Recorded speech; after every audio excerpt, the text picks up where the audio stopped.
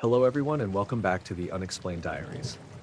Here on this channel I share real-life encounters with beings from beyond the skies to help you unwind and drift off to sleep. Before we dive in, I would love to hear from you. Leave a comment and let me know where you're tuning in from.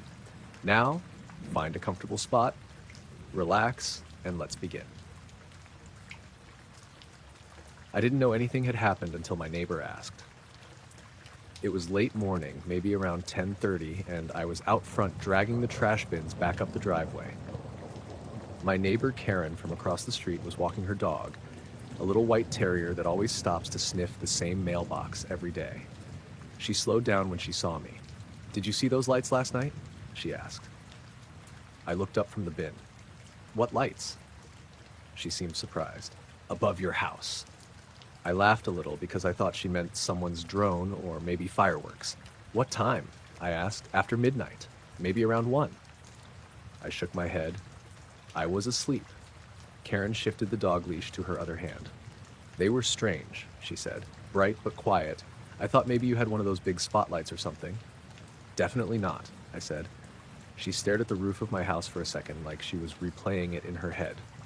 "They came from that direction," she said, pointing down the street toward the small wooded area behind the houses. "Then they went right over your place." "How many lights?" "I'm not sure," she said slowly. 2 or 3 maybe, hard to tell. They were kind of blended together." "Like a plane?" She shook her head. No sound. The dog tugged on the leash and Karen let it pull her along a few steps. "Well, maybe you caught it on camera," she said. "You've got that doorbell thing, right?" "I do," I said. She smiled and kept walking. "Check it," she called back. "You might have slept through something interesting." I didn't think much of it at first. We get helicopters sometimes flying low over the neighborhood, especially during wildfire season. And there's a small regional airport about 20 miles away. But once I went back inside the house, curiosity got the better of me. I opened the doorbell camera app on my phone. The timeline showed a motion alert from 1:07 a.m. to Macan. That caught my attention right away. Usually those alerts are raccoons or stray cats wandering through the yard. I tapped the clip. The video started with the usual view of my front porch and driveway. The camera faces outward toward the street, with a slice of the roofline visible at the top of the frame. The street was empty. For the first few seconds, nothing happened. Then the whole screen brightened. Not like someone turned on a porch light. More like a soft glow spreading across the image. The driveway lit up first, then the front yard.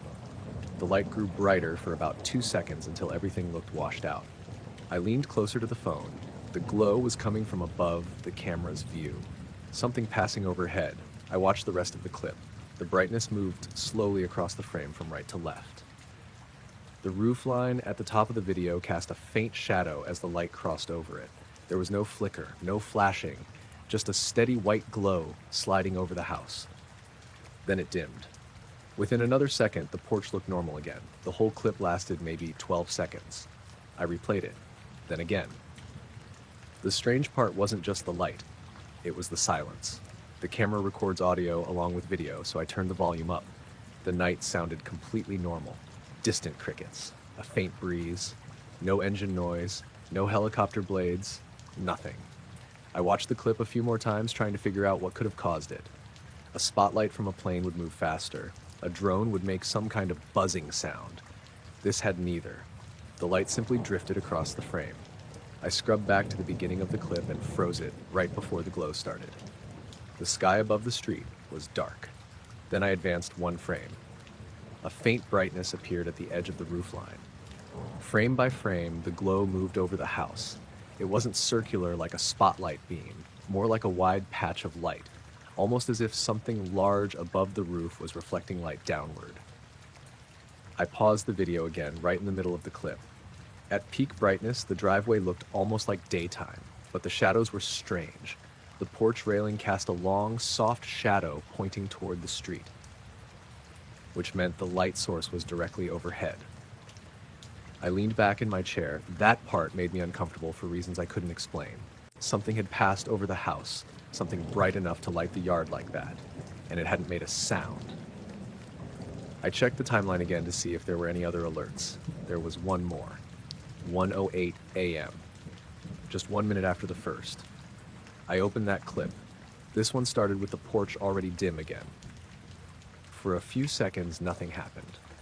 Then something else caught my eye. At the very top edge of the frame, above the roofline, there was a faint shape moving across the sky. Not a light, darker than the sky itself, almost like a shadow sliding over the stars. The camera didn't capture much of it, just the lower edge of whatever it was, but it moved slowly from left to right. Then it was gone. The clip ended. I sat there staring at the screen for a long time. The two videos together told a strange story. First, the bright glow, then something passing overhead afterward. I stepped outside onto the porch. The midday sun was bright and warm, nothing unusual about the street. Karen's house sat quiet across the road. Her terrier barked once from behind the fence. I looked up at the roof. From down on the porch, it looked completely normal. No marks, no damage. The sky above the neighborhood was empty. But later that night, when I checked the camera again before going to bed, I noticed something small I hadn't seen earlier. Right in the middle of the bright clip, just as the glow reached its peak, the camera's exposure struggled for a moment. And for one frame, just one, the image showed a faint outline above the roof. 3 dim points arranged in a triangle. I first noticed the clearing because the trees opened up too suddenly. I'd been hiking for about an hour along a narrow trail in the Cascades outside Leavenworth, Washington. It was late afternoon, maybe around 4:30, and the sky had that gray look that usually means fog is rolling in from the higher ridges. The air smelled damp and cool, and the ground was soft from rain earlier in the week. I was hiking alone, which wasn't unusual for me. My friend Eli had bailed on the trip the night before because he caught some stomach bug, but I'd already taken the day off work and packed my gear. The trail I was on was pretty quiet. I hadn't seen another person since leaving the small parking area near the river. The forest there is thick. Tall fir trees, moss-covered trunks, and ferns growing everywhere along the ground. Most of the time you can't see more than 20 yards in any direction. So when the trees suddenly thinned out, it stood out immediately. The trail curved slightly downhill and opened into a small clearing maybe 30 feet across. The grass in the clearing looked wrong. Not dead. Flattened. Like something heavy had pressed it down evenly in a circle. I slowed my pace and stepped off the trail. The circle was nearly perfect, maybe 20 feet wide. The grass inside it was bent in the same direction, lying almost flat against the ground. Around the edge of the circle, the grass stood normally. I walked around the outside of it first. The ground felt slightly softer under my boots inside the circle, like the soil had been pressed down recently. My first thought was that a helicopter might have landed there, but the clearing was too small and there were no broken branches around the edges. No tire tracks either, just the flattened grass. I pulled my phone out to take a picture. That's when I noticed the signal was gone. Not unusual for that area, so I didn't think much about it. I stepped into the circle. The grass crunched faintly under my boots, still damp. Standing in the middle, I turned slowly and looked around. The forest felt quieter there. Not silent, but the usual sounds seemed muffled. The breeze in the trees sounded distant somehow. I took a couple pictures of the ground. Then I opened the compass app out of habit. It spun immediately. At first, I thought it was just recalibrating. Sometimes the compass takes a second to settle when you open it, but the needle didn't stop.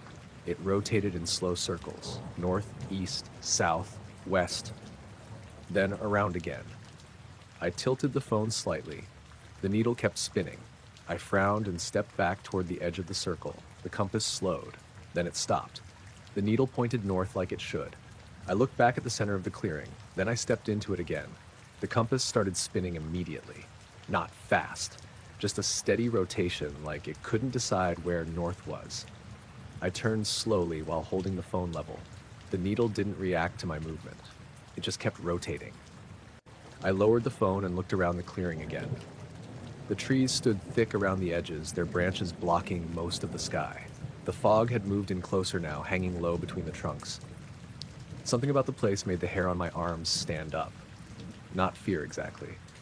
Just a strange awareness that I didn't like standing there. I crouched down and brushed my hand over the flattened grass. It was cool and slightly damp. The blades were bent but not broken, almost like they'd been pressed down evenly instead of trampled. I stood back up and looked at the compass again.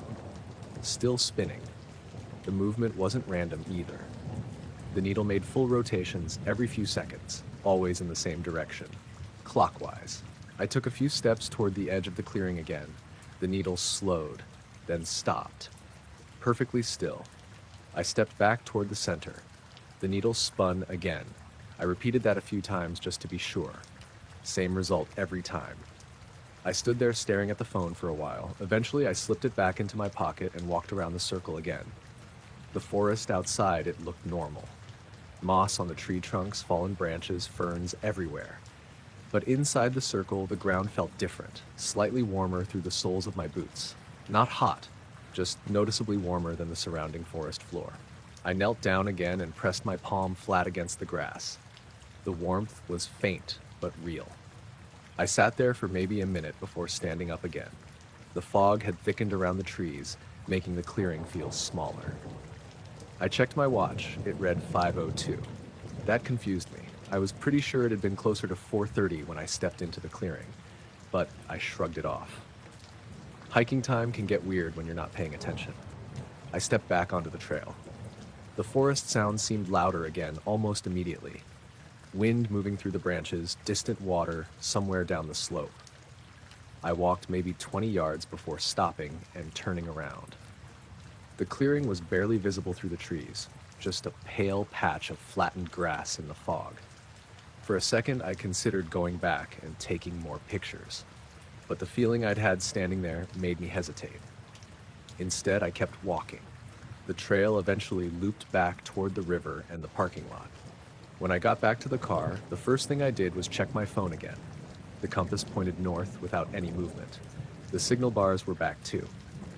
Before starting the engine, I opened the photo gallery to look at the pictures I'd taken in the clearing. There were only 2. Both of them were blurry, not motion blur exactly, just soft and out of focus, like the camera couldn't lock onto anything. In one of them, right near the center of the frame, there was a faint, darker patch in the grass, circular, almost like a shadow. I drove home after that. But later that night, when I checked the compass again, just out of curiosity, it spun slowly for a second before settling. The clicking started right after I turned onto County Road 12. I remember because I'd just passed the last gas station outside of town. The radio had been playing some late-night country station out of Duluth. It was around 11:30, maybe a little later. I was driving home from my cousin Nolan's place after helping him replace the brakes on his truck. County Road 12 runs through miles of forest and farmland before it connects back to the highway near my house. At that hour, it's usually empty. No streetlights, no houses for long stretches, just the road and the trees. The night was clear and cold, early November.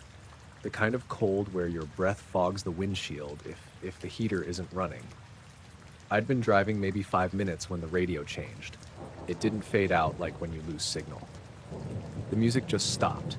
Then the clicking started. At first I thought it was part of a song intro or something strange on the station, but it kept repeating in this steady rhythm. Click, pause, click, pause, click.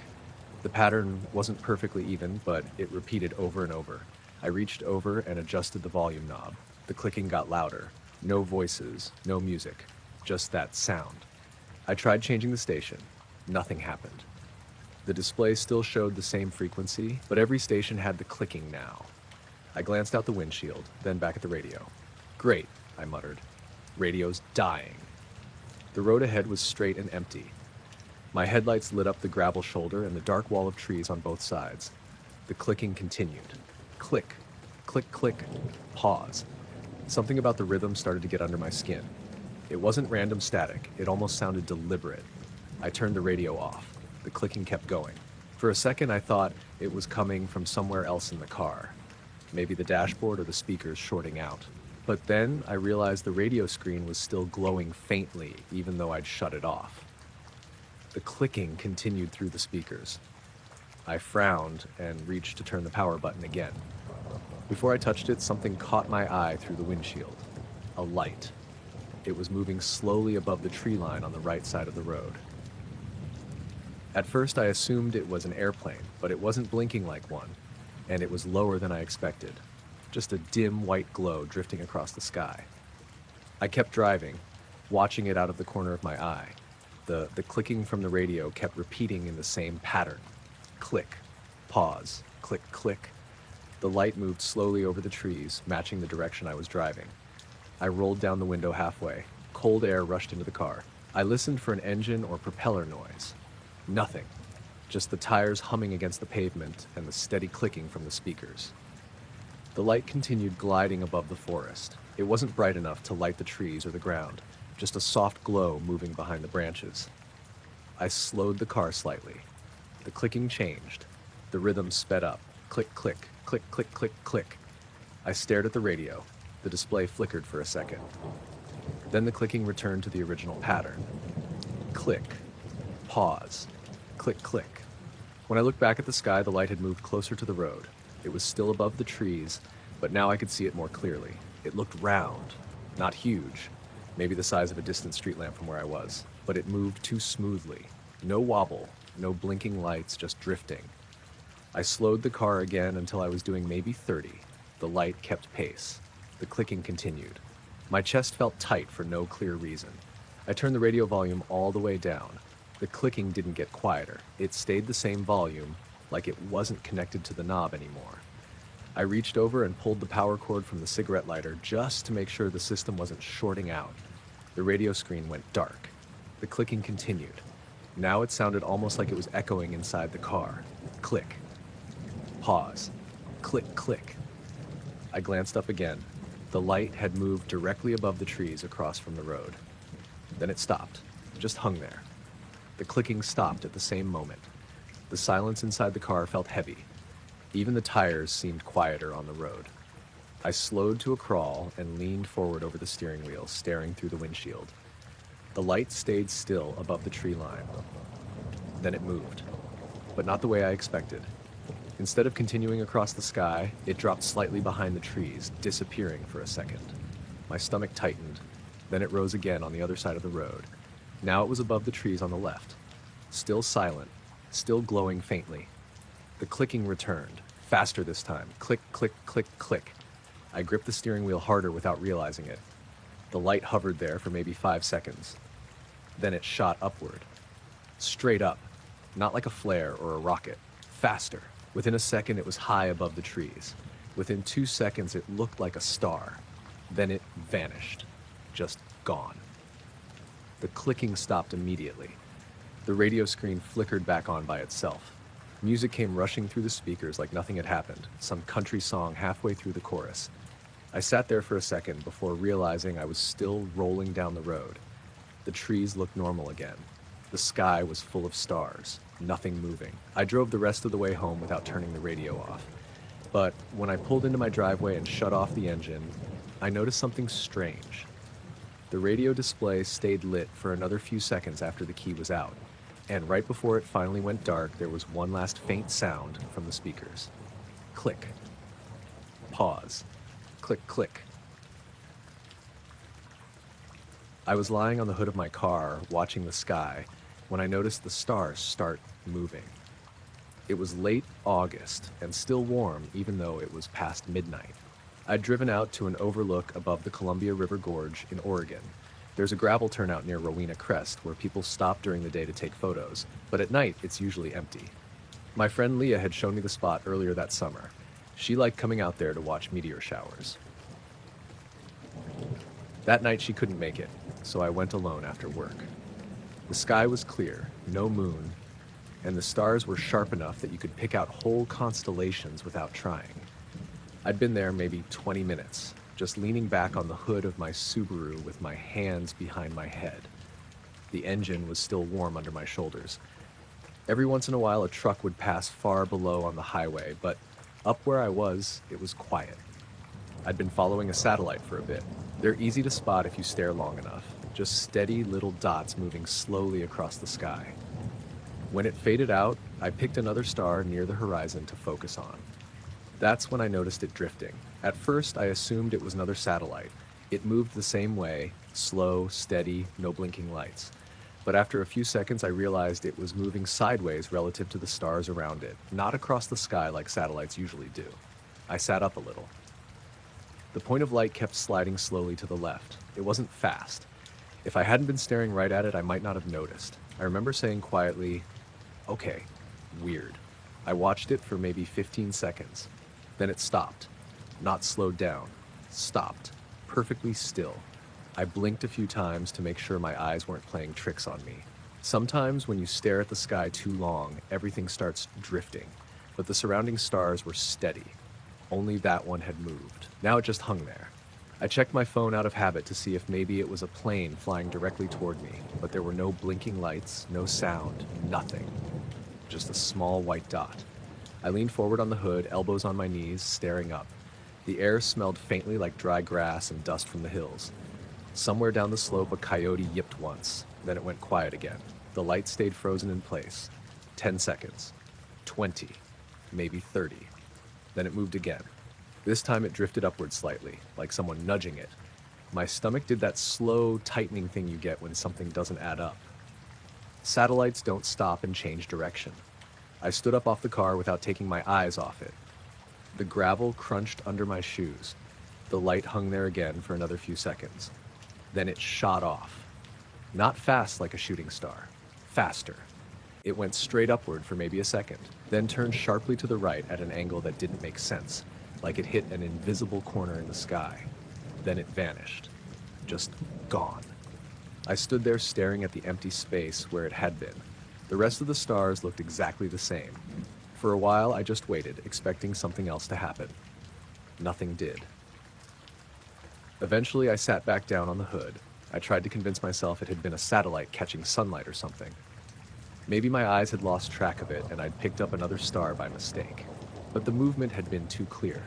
I stayed another half hour after that. A couple normal satellites passed overhead. One airplane crossed the sky with blinking red and green lights. Everything looked normal again. I was just about to leave when something else happened.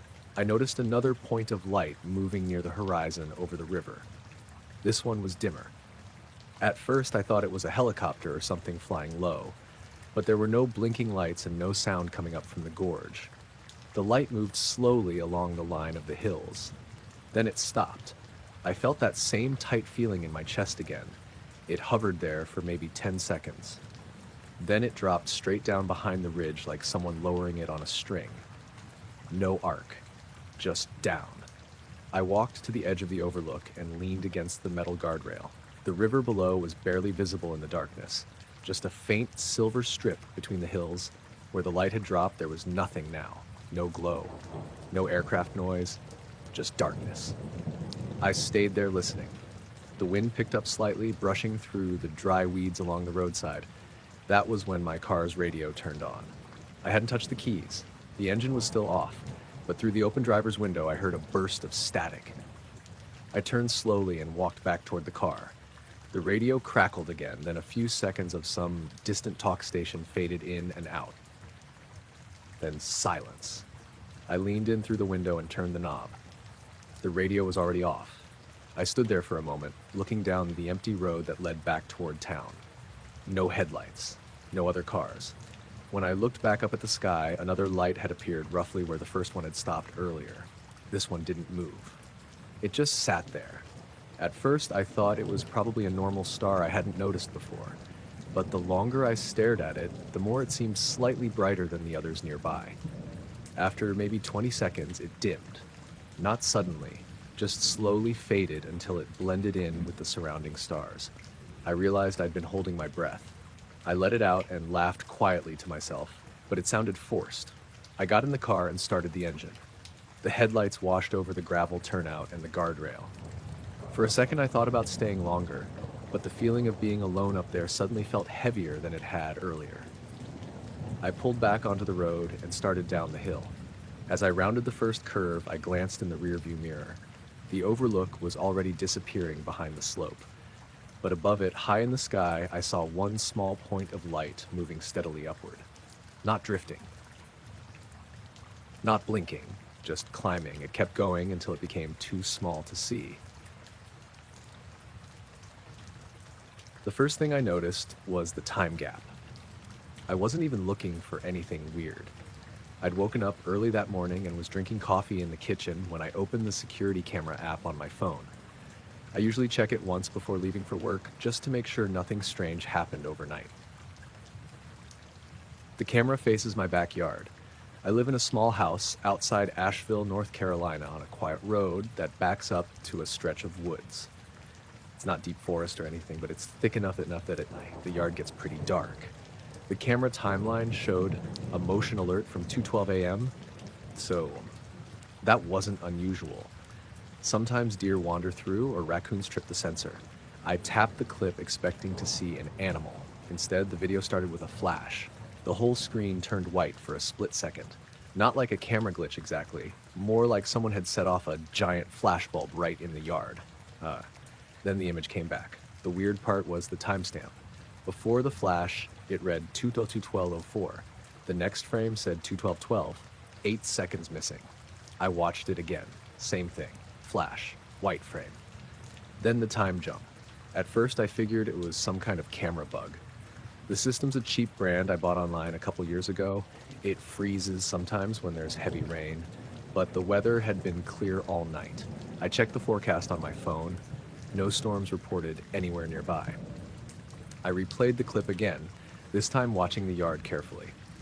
Before the flash, everything looked normal. The porch light was on, and the 2 solar path lights along the walkway were glowing like usual. Then the flash happened, and when the image came back, every light in the yard was off. Porch light, path lights, even the small string lights hanging along the fence, all dark. I frowned at the screen and scrubbed through the video again. The lights had been on right before the flash. I could see the glow clearly on the grass, then the white frame, then darkness. I walked over to the back door and looked outside. The porch light was on. So were the path lights. Everything looked normal. That made it stranger. I opened the app again and replayed the clip. Same result. I checked the camera settings, thinking maybe it had switched to night mode or something weird. Nothing had changed. The time gap still bothered me more than the flash. I zoomed in on the timestamp, 2:12:04. Then 2:12:12. No frames in between. The camera records 30 frames per second, so skipping 8 seconds meant hundreds of frames missing. I set my coffee down and went back through the camera history.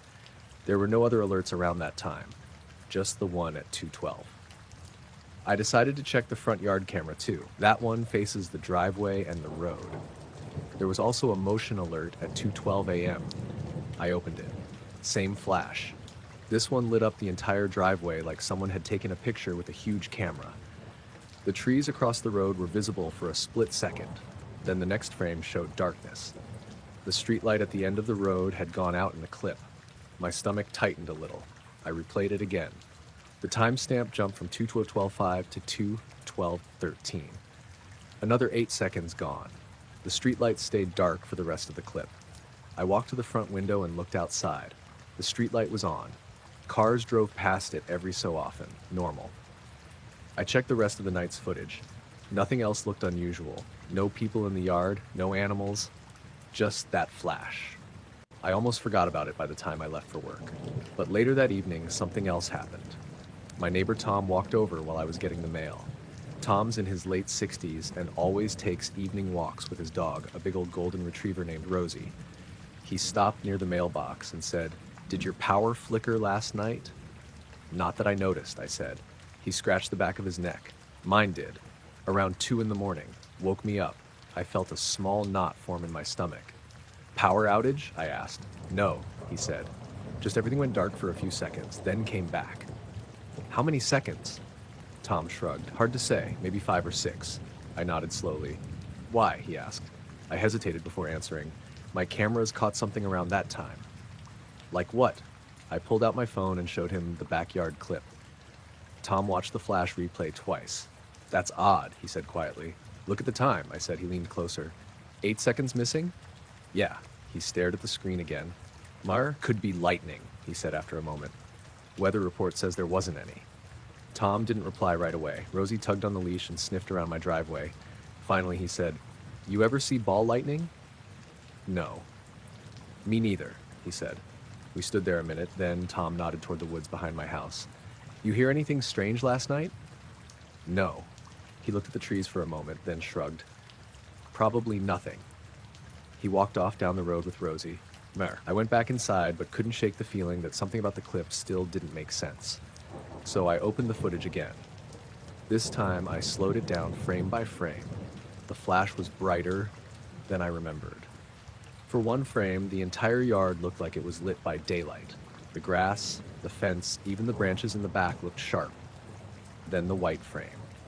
Then darkness. As I stepped through the frame slowly, I noticed something I hadn't seen before. Right before the flash, there was a faint glow coming from the trees at the back of the yard. Not strong, just a pale light between the trunks. It lasted maybe 2 frames. Then the flash. Then the time jump. I leaned closer to the screen. The glow didn't look like headlights or a flashlight. It was higher up, maybe 20 feet above the ground. I scrubbed back and forth through those frames several times.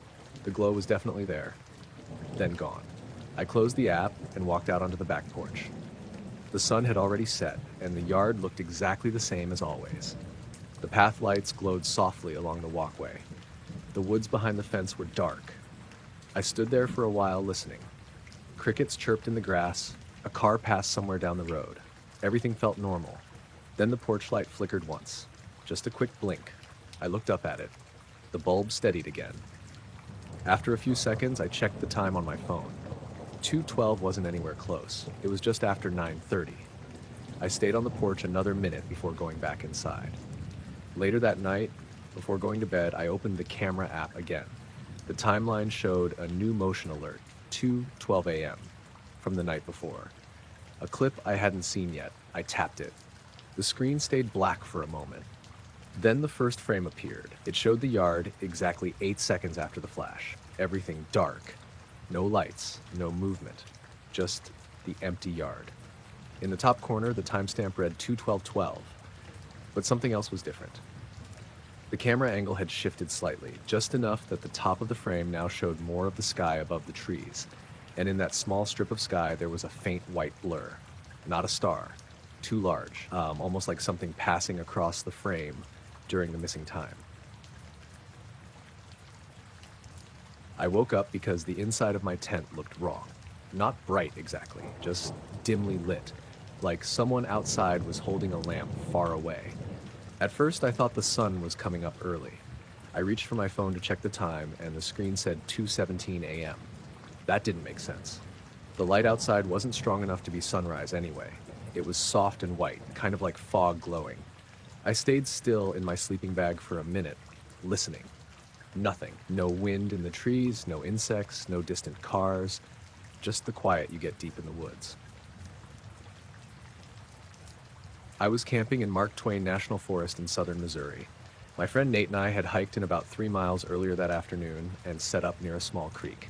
It was late September, cool but not cold. We had a fire going for a while, cooked some instant noodles, then turned in around 11. Nate's tent was about 20 feet away from mine. I lay there staring at the faint glow through the nylon of the tent wall. It wasn't moving. It wasn't sweeping around like a flashlight. It just sat there. I figured maybe Nate had gotten up and turned on his headlamp. But if it was him, the light should have been moving. This one wasn't. I sat up slowly. The light shifted slightly as the fabric of the tent wrinkled when I moved, but the source stayed steady outside. My first thought was someone else had wandered into our campsite. Sometimes hikers get turned around at night, so I called out quietly. Nate? No answer. I waited a second. Nate? Still nothing. That's when I realized something else felt off. The woods were completely silent. When we went to sleep earlier, there were crickets everywhere. A few owls in the distance too. Normal forest noise. Now there was nothing. I grabbed my phone again and turned the screen brightness down so it wouldn't light up the tent. Then I leaned toward the zipper. The glow outside made the zipper teeth look pale. For some reason I hesitated. It wasn't fear exactly. Just a weird feeling like opening the tent would break something, but curiosity won. I slowly pulled the zipper down about 6 inches. The light immediately disappeared. Not dimmed, just gone. Outside the tent was pitch black. I froze there, crouched halfway in my sleeping bag with the zipper open. My eyes adjusted after a few seconds, I could see the outline of trees and the faint gray of the trail beyond camp. But there was no light anymore. No flashlight. No lantern. Nothing. I unzipped the tent the rest of the way and leaned out. The air was cool and damp. The ground smelled like wet leaves. I stepped out barefoot and stood there. The forest looked normal, just dark. I glanced over at Nate's tent. It was zipped up tight. No way he slept through me calling, I muttered. I walked over and crouched beside it. Nate, I whispered. Nothing. I knocked lightly on the tent pole. He groaned immediately from inside. Dude, what? He mumbled. You got a light on out here? No, why? You didn't come outside. No, he said, sounding half asleep. What time is it? 2 something. He groaned again and rolled over. Go to sleep. I stood there for another few seconds, listening to him settle back down. Then I walked back to my tent. I looked around one more time before crawling back inside. The woods were still dead quiet. No insects. That stuck with me.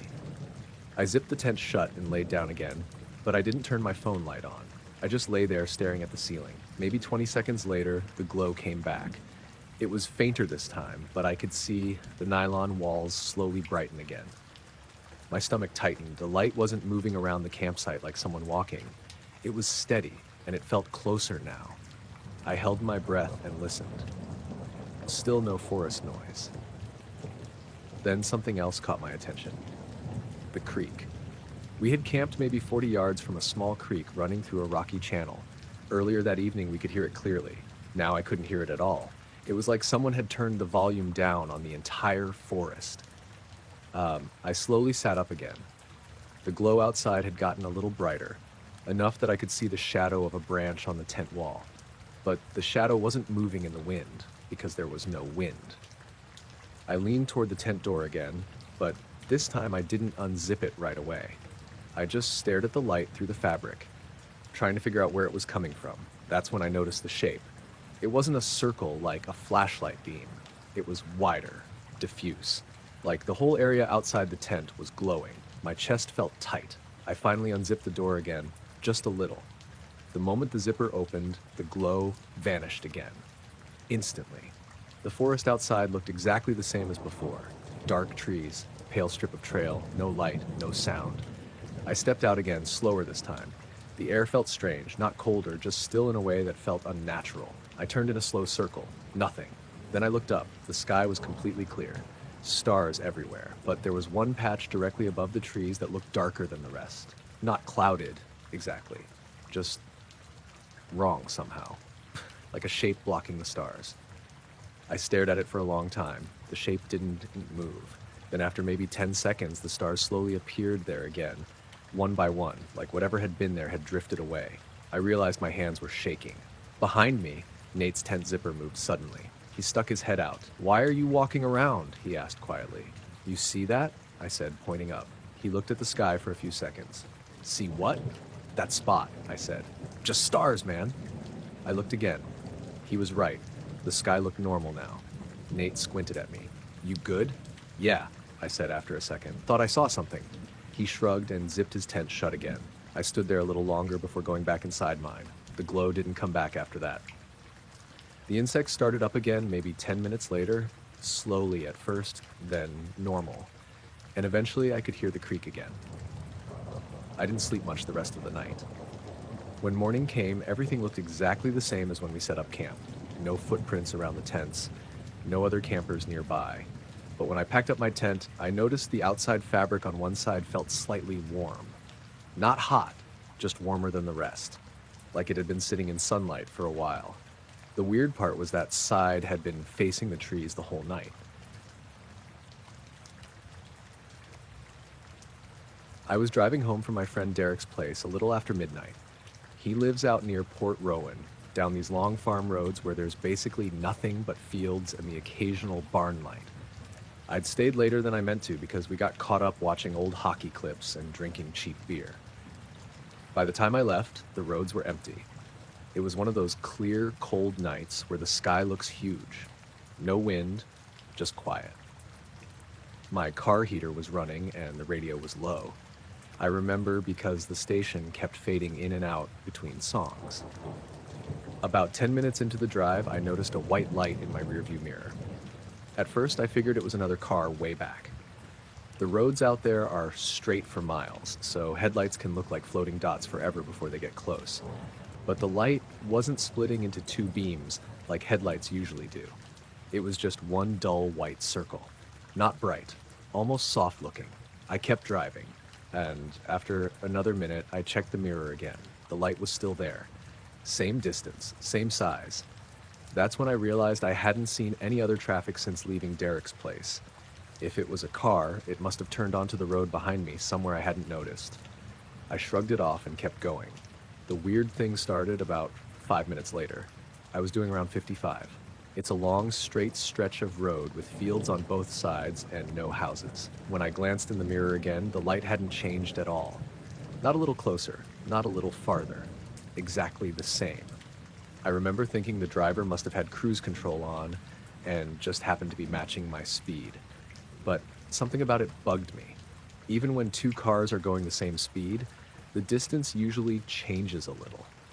You drift closer or farther without realizing. This thing didn't. I slowed down slightly, just eased off the gas. The speedometer dropped from 55 to maybe 48. The light stayed exactly where it was. Still the same size, still the same distance. That was the first moment I felt that small knot of unease in my stomach. I pressed the gas again and brought the car back up to speed. The light stayed there. I tried telling myself maybe it was farther away than it looked. Maybe it was some kind of tower light or something in the distance and I was just lining up with it as the road curved. But the road wasn't curving. It was straight. I checked the mirror again. Still there. Same dull white circle. Not bright enough to be high beams. Not flickering like aircraft lights either. Just steady. About 2 miles later, the radio started acting weird. The music faded into static, then came back for a few seconds, then cut out again. I twisted the knob trying to find a clearer station, but everything was just bursts of noise. I glanced up again. The light was still behind me, exactly the same distance. At that point, I started paying way too much attention to it. Every few seconds, I'd look up into the mirror. Still there, still following. But it never gained on me, never dropped back. It just matched me. The longer it stayed like that, the stranger it felt. I rolled my window down halfway and leaned slightly toward the mirror to see if I could hear another engine behind me. Nothing.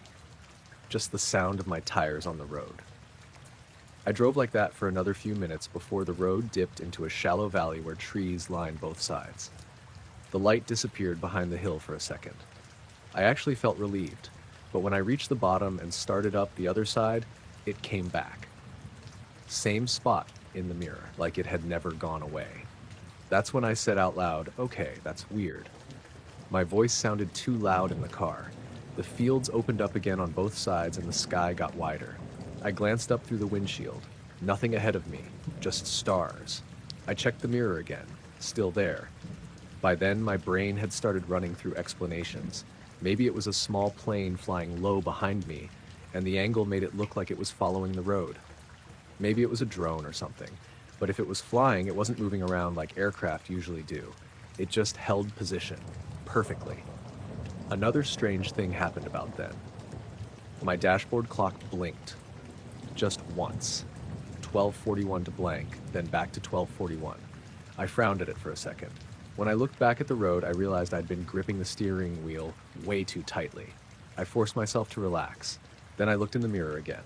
Still there. I don't know why, but something about that made me decide to pull over. There's a gravel turnout along that road near a drainage ditch. I'd used it before to check my phone signal. I slowed down and turned into it. Gravel crunched under the tires as the car rolled to a stop.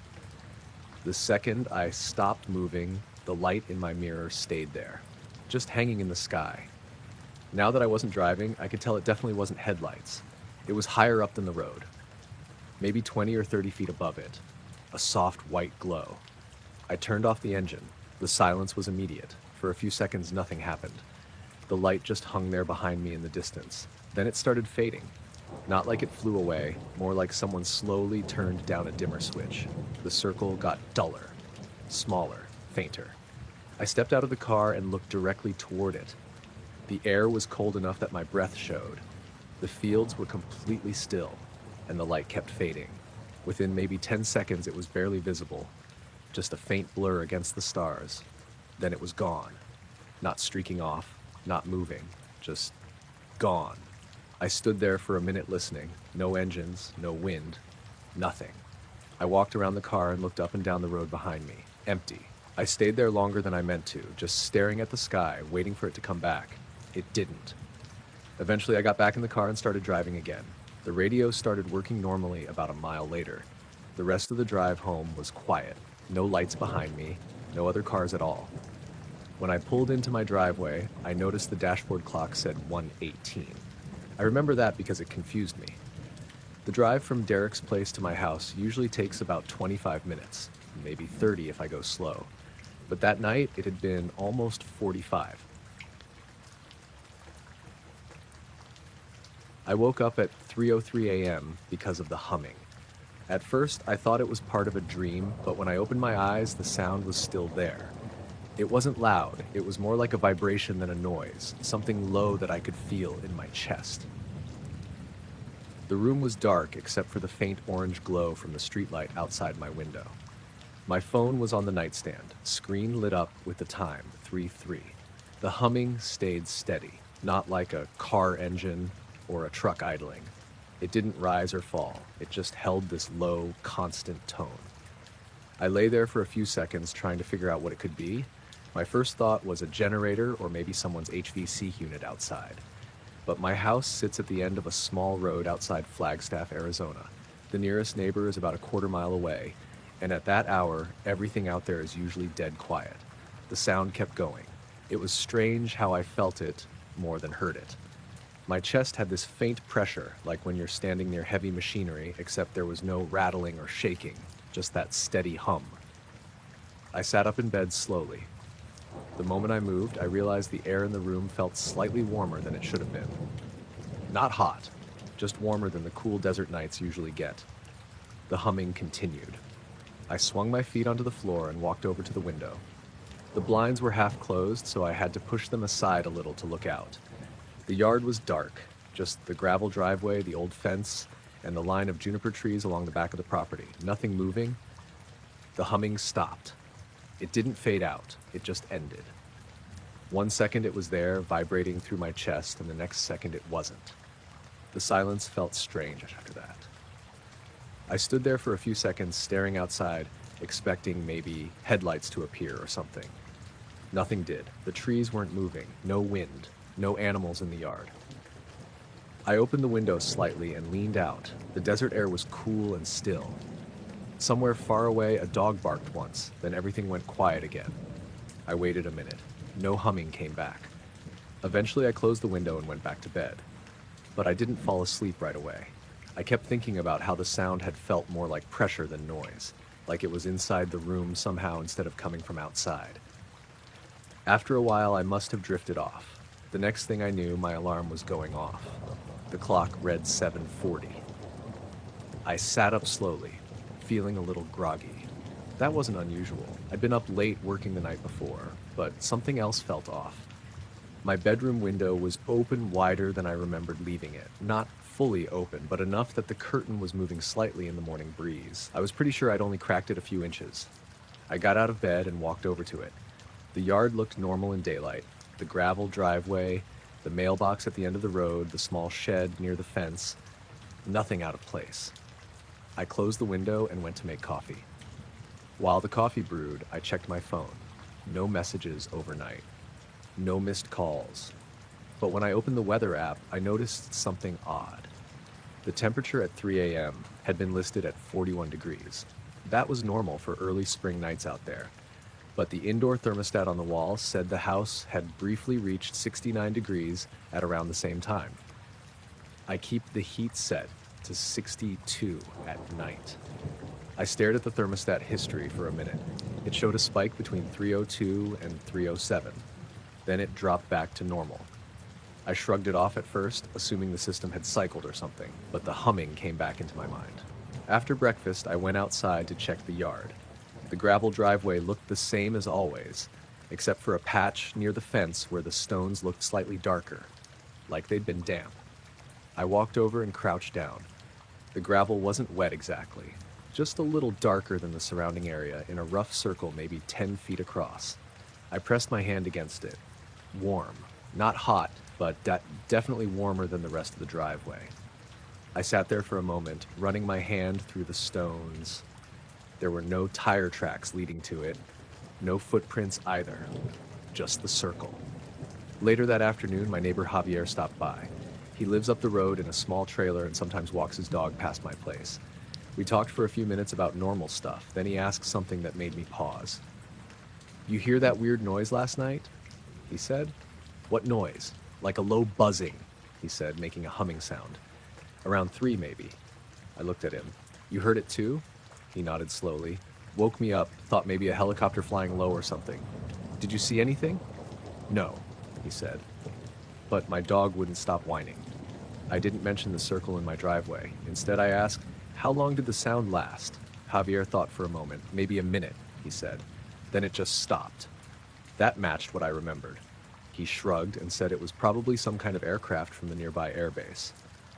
Maybe he was right. But that night, when I went to bed, I kept the window closed. Around 3 in the morning, I woke up again. No humming this time.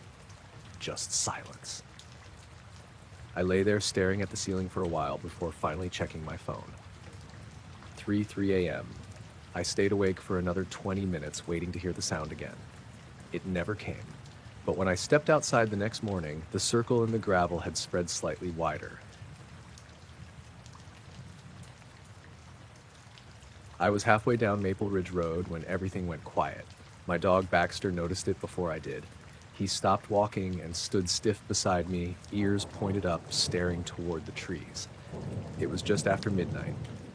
Late spring, warm enough that I'd left my jacket at home. The air smelled like damp grass and honeysuckle from someone's yard down the street. I take Baxter out that late most nights. He's a 6-year-old lab mix with too much energy, and if I skip the walk, he paces the house for hours. Maple Ridge is a small suburban road outside Knoxville. Nothing fancy, just rows of houses and a stretch of woods at the end where the sidewalk stops. By midnight, the neighborhood is usually dead quiet except for insects. That night, the crickets had been loud the entire walk. Then they stopped, all at once, not faded out, just gone. I didn't notice right away because I was looking down at my phone checking a message from my sister. But Baxter had stopped moving completely, the leash pulled tight in my hand. "What is it?" I said. He didn't look at me, just kept staring up the road toward the dark patch where the woods begin. That was when I noticed the silence. No crickets, no frogs from the drainage ditch nearby. Even the distant hum from the highway sounded muffled. It felt like someone had turned down the volume on the whole neighborhood. I slipped my phone back into my pocket and looked around. The streetlights were still on, a few porch lights too. The houses looked normal, quiet and dark. Baxter gave a low whine. "Relax," I said, tugging lightly on the leash. He didn't move. Then I noticed the sky. There were thin clouds drifting overhead, barely visible in the streetlight glow. And behind them, something faintly blue was moving. At first I thought it was moonlight catching the clouds in a weird way, but the moon wasn't out. The glow moved slowly across the cloud layer, like a pale blue stain sliding under the surface. It didn't look like lightning. There were no flashes or pulses, just a steady color. Baxter whined again and took a step backward. I looked around the street to see if anyone else was outside noticing it. No one. The glow drifted above the houses across the road, moving slowly from west to east. It was hard to judge the size because of the clouds, but it seemed wide. Wider than a house, maybe. I walked a few steps into the street to get a better view. The blue light moved with a smoothness that felt strange. Not like clouds moving with the wind, more like something passing behind them. I stood there watching it for a long time, though later I realized it was probably only 30 seconds. The silence around me made it feel longer. Even Baxter had stopped whining. He just stood pressed against my leg, staring up. As the glow moved overhead, the clouds above me brightened faintly, like a thin layer of fog catching light from below. I waited for a sound. Helicopter blades, maybe. Or a distant engine. There was nothing. Just the quiet. The glow kept sliding across the sky. At one point it paused, or maybe slowed. It hung above the trees at the end of the road for a few seconds. My stomach tightened for no clear reason. The blue light spread slightly across the clouds while it sat there. Not brighter, just wider. Then it began moving again, this time a little faster. Baxter pulled hard on the leash, trying to head back toward the house. "Easy," I said, but I didn't pull him back toward the woods either. I watched the glow until it reached the far side of the neighborhood, where the clouds thinned over the hills. Right before it disappeared, something else happened. The blue light shrank suddenly, like someone dimming a lamp. For a moment, it looked almost like a round shape behind the clouds. Then it was gone, just regular gray clouds drifting across the stars. For about 3 seconds, nothing changed. The silence stayed. Then the insects came back, not gradually, all at once. Crickets chirped from every yard. Frogs started up from the ditch again. Somewhere down the block, a dog barked twice. The normal night sounds slammed back in like someone flipping a switch. Baxter flinched. He immediately started walking back toward home without me even pulling the leash. I followed, glancing over my shoulder at the sky. Nothing unusual now, just clouds and a few stars. We made it halfway down the block when a porch light flicked on ahead of me. My neighbor Marlene stepped out onto her front steps wearing a robe. She squinted at the sky for a second before noticing me. "Did you see that?" she asked. I stopped on the sidewalk. "The blue thing?" She nodded slowly. "What was it?" she asked. "I have no idea." Marlene stared up at the clouds again, arms folded. "It got really quiet," she said after a moment. "Yeah." She looked down at Baxter. "He didn't like it either, huh?" Baxter tugged the leash again, clearly ready to go home. "No," I said. "He didn't." Marlene stayed on her porch, watching the sky while I walked Baxter the rest of the way back to my house. The crickets were loud again now, almost annoyingly so. When I reached my driveway, I looked up one last time. The clouds had thinned enough that more stars were visible. Everything looked normal. I went inside, gave Baxter some water, and sat down in the living room for a while before going to bed. About 10 minutes later, I realized something I hadn't noticed during the walk. The security light on the side of my garage hadn't turned on when we came up the driveway. It always does when something moves nearby. I opened the front door and waved my hand in front of the sensor. The light flicked on instantly, bright and normal. But for a moment while it warmed up, I could have sworn it had a faint blue tint.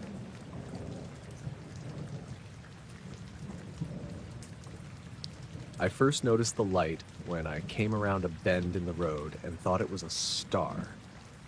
It was late October, just after 9:30 at night, and I was driving home from a job site outside Ames, Iowa. I work maintenance for a grain processing company, so sometimes I'm out late fixing equipment or checking storage bins. That night, I'd been helping a guy named Kurt replace a busted auger motor.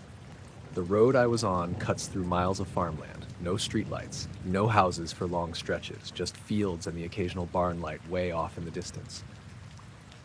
The sky was clear and cold, the kind of night where the stars look sharp enough to touch.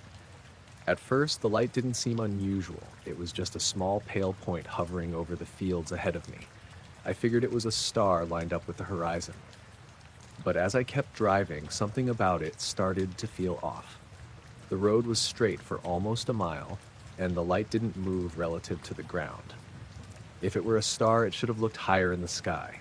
This one looked low, very low, maybe 10 or 15 feet above the field. I leaned forward slightly over the steering wheel, squinting through the windshield. The light stayed perfectly still. It wasn't bright like a floodlight or farm equipment beam.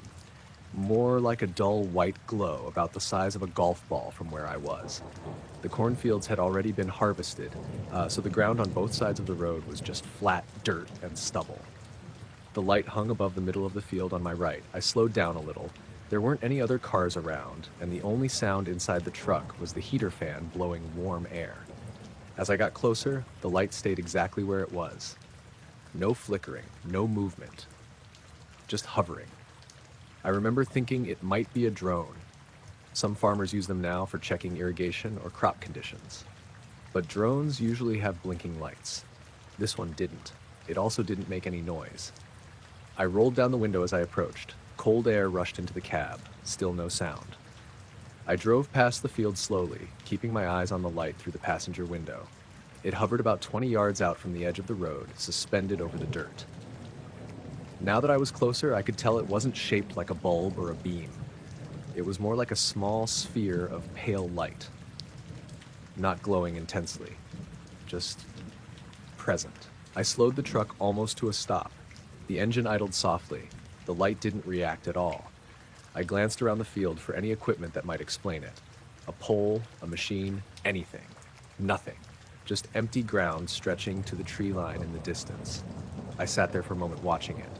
My first thought was that maybe someone had set up a weather balloon or some kind of marker light. But it wasn't attached to anything.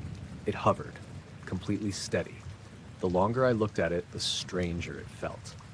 There was no beam coming down from it, no shadows on the ground, just the small glowing point. I turned off the truck's headlights. The road went dark except for the faint glow from the dashboard and the pale light hovering in the field. The stars overhead looked normal. The light in the field stayed the same. I stepped out of the truck. The cold air hit me immediately, carrying that dry, earthy smell you get from harvested fields. I shut the door quietly and leaned against the side of the truck. The light hovered maybe 20 feet away, still perfectly still. I expected it to move or flicker now that I was outside. It didn't. I took a few steps toward the ditch beside the road. The gravel crunched under my boots. The light remained in place. At that distance, it looked about the size of a softball, maybe a little bigger. But the edges weren't sharp, more like a soft blur. I stood there staring at it. The whole situation felt oddly calm. No wind, no insects, no distant engines, just me and that pale light sitting above the field. Then something changed. The light brightened slightly. Not a flash, just a gradual increase, like someone slowly turning up a dimmer. At the same time it rose. Only a few feet at first. I froze. The light lifted higher off the ground, smooth and steady. Still no sound. It reached maybe 20 feet up and paused. I felt my chest tighten without really knowing why. The light stayed there for maybe 3 seconds. Then it moved again, this time faster. It drifted straight upward, passing above the height of the nearby trees. Within a couple seconds, it was high enough that I had to tilt my head back to follow it. Still silent, still glowing the same dull white. It climbed higher and higher until it looked just like a normal star again. Then it changed direction. Instead of continuing upward, it slid sideways across the sky. Not fast like a shooting star, but faster than anything I'd seen move like that before. It crossed maybe half the sky in 3 or 4 seconds. Then it faded, not vanished instantly, just dimmed until it blended into the other stars. I stood there in the road for a long time after that. The night felt normal again. A faint breeze moved across the field, rustling the dry corn stalk leftovers. Somewhere in the distance, a dog barked once. Eventually, I turned the truck headlights back on and climbed inside. The heater was still running, warm air filling the cab. I drove the rest of the way home without seeing anything else unusual. But when I passed the same stretch of road the next morning on my way back to work, I slowed down and looked into that field again. The spot where the light had been hovering looked slightly different from the rest of the dirt. Just a small circle where the soil looked darker, like it had been damp overnight. There hadn't been any rain, and I noticed the glow before I noticed the silence. It was close to midnight, and I was standing at the edge of Lake Martin in Alabama, casting into the dark water. I'd been out there for a couple hours already. The air was warm, thick with that humid summer smell you get near the lake, wet wood, algae, and the faint smoke from someone's distant fire pit. Night fishing is something I do a lot. Fewer boats, fewer people. Usually just the sound of insects and water moving against the rocks. That night, the lake had been loud earlier. Frogs calling, crickets everywhere, the usual stuff. But at some point, I realized I couldn't hear any of it. At first, I thought I'd just stopped paying attention. I'd been focused on the bobber drifting out on the surface, maybe 30 feet from the dock. Then I looked up. The shoreline across the water was dark, except for one cabin light far off in the trees. The water was smooth, barely rippling, and it was quiet. Not completely silent, but wrong. The frogs had stopped. Even the insects had faded down to almost nothing. I reeled in slowly and cast again. The line whistled softly through the guides, and the bobber plopped into the water. For a few seconds, nothing happened. Then I saw the glow. At first, I thought it was a reflection of that distant cabin light. But the angle didn't make sense. The glow was under the surface, not on top of it. It was faint, kind of bluish white, and it moved slowly beneath the water about 20 feet out. I leaned forward, squinting. The glow drifted along in a straight line just under the surface. It wasn't bright enough to light the water around it much, just a small, soft patch moving through the dark. My first thought was someone underwater with a flashlight, maybe a diver, but there were no bubbles and no sound of a boat anywhere nearby. I stood there watching it for a few seconds. The glow kept moving, steady and smooth, cutting across the lake like it was following an invisible path. Too straight for a fish, too controlled for something random. I lifted the rod slightly so the line wouldn't drag through it. The glow passed under the spot where my bobber floated. For a moment, the bobber lit up faintly from below. Then the glow kept going. I stepped to the edge of the dock. The wood creaked under my weight. The glow didn't react at all. It just continued gliding through the water at the same speed. I remember thinking maybe it was some kind of bioluminescent algae patch moving with a current. But the lake wasn't flowing like that. And it was too concentrated, like a single point. The glow traveled another 20 feet and then stopped, completely still. It hovered under the surface maybe 3 feet down. I stared at it for a long moment. The quiet around the lake suddenly felt heavier. I realized I couldn't hear anything except my own breathing and the faint creak of the dock boards. Even the distant cabin light across the water seemed dimmer somehow. The glow stayed there. Then it moved again.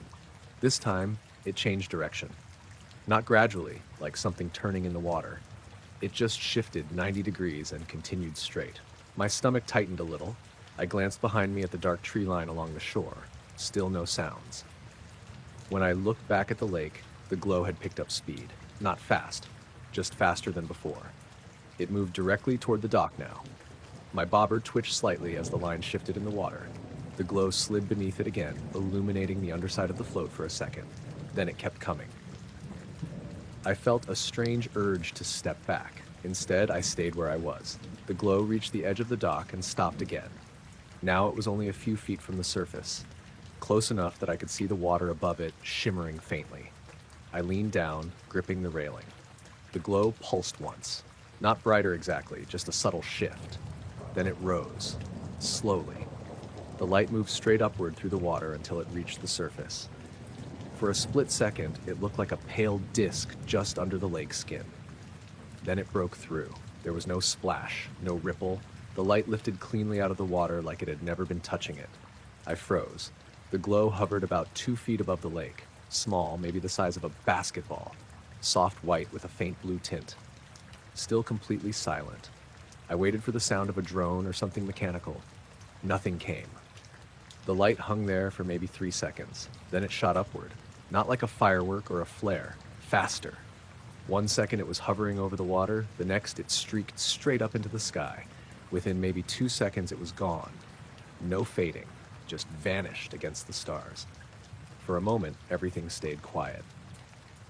Then the lake sounds came back. Frogs started calling again from the reeds. Crickets filled the air. The water lapped softly against the dock like it had before. I stood there for a long time, holding the fishing rod without moving. Eventually, I reeled in the line. The bobber was still there, drifting normally. I packed up my tackle box and walked back up the path to the truck. Halfway up the hill, I turned around and looked at the lake again. The water was dark and calm. Nothing glowing beneath the surface anymore. But right where the light had come out of the water, there was a faint ring spreading slowly across the lake. The power went out around 10:40 that night. I remember the exact time because I just checked the oven clock while waiting for water to boil. The kitchen lights blinked once, and then everything shut off at the same time. The refrigerator hummed down, the microwave display vanished, and the house went quiet. Blackouts happen occasionally where I live. I'm in a small town outside Billings, Montana, and when storms roll through, the grid can drop for a few minutes. But there wasn't a storm that night. It had been a warm, dry evening. The sky was clear and the windows were open because the air felt good after sunset. For a moment, I just stood there in the dark kitchen listening. No wind, no thunder, just the quiet. Then I noticed something else. The street outside was dark too. Usually when my house loses power, the streetlights down the block stay on because they're on a different line. But when I looked through the window, the whole neighborhood looked black. I grabbed my phone off the counter and turned on the flashlight. The small beam bounced around the kitchen walls while I walked to the front door. When I opened it, the night outside felt unusually still. A couple houses down, I saw my neighbor Kyle standing on his porch holding his phone up like I was. "Your power out?" he called across the yards. "Yeah," I said. "Whole block's down." He waved his phone toward the street. I stepped out onto the driveway and looked around. He was right. No porch lights, no street lights. Even the gas station sign at the corner of the highway was dark. The only light came from the stars. Without the usual street glow, the sky looked huge. I could see a thick band of stars running across the horizon. Kyle stepped off his porch and walked halfway across his yard. "Probably a transformer somewhere," he said. "Maybe." We stood there for a minute, both looking down the road. Then Kyle's dog started barking inside his house, and he went back toward the door. "Hope it comes back soon," he said. "Yeah." He went inside, leaving me alone on the driveway. I stayed there a while because the night felt strangely calm without all the usual electric noise. No hum from houses, no buzzing from streetlights, just the sound of distant crickets. After a minute, I looked up at the sky. That's when I noticed the shape. At first, I thought it was just my eyes adjusting to the dark. But as I stared longer, I could see something moving slowly across the stars. It wasn't a light. It was darker than the sky. A triangle. Not a perfect outline like something drawn with lines, but three faint edges blocking out the stars behind them. I blinked a few times to make sure I wasn't imagining it. The shape kept drifting. Slow. Silent. If I hadn't been staring directly at it, I probably wouldn't have noticed at all. The only reason I could see it was because the stars disappeared where the triangle passed. I stepped farther into the driveway for a better view. The thing was enormous. It stretched across a big section of sky, easily wider than my house from that distance. But there were no lights on it. No blinking beacons like aircraft. Just the dark shape moving across the stars. My first thought was that it had to be clouds, but there weren't any other clouds in the sky, and it was too solid looking. I watched it drift slowly overhead, still no sound, not even a distant engine. Planes fly over my town pretty often, and even when they're high up, you can usually hear them faintly. This made nothing. The triangle continued sliding across the sky, steady and smooth. It reminded me of watching a shadow pass over water. I tried to judge how high it was, but that was impossible. It could have been miles up or closer. Without lights or sound, there was nothing to measure it against. I stood there staring for what felt like a long time. Eventually, the front edge of the triangle reached the far side of the sky above the fields behind my house. The stars reappeared where it had been. Then the rest of the shape followed. Within maybe 30 seconds, it was gone.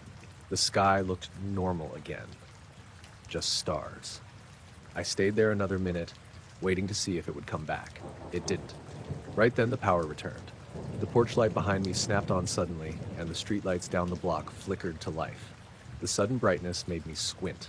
I turned around and looked back at the sky. The stars were harder to see now, with the streetlights glowing again.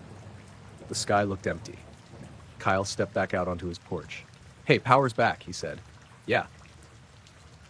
"You see anything weird out here?" he asked casually.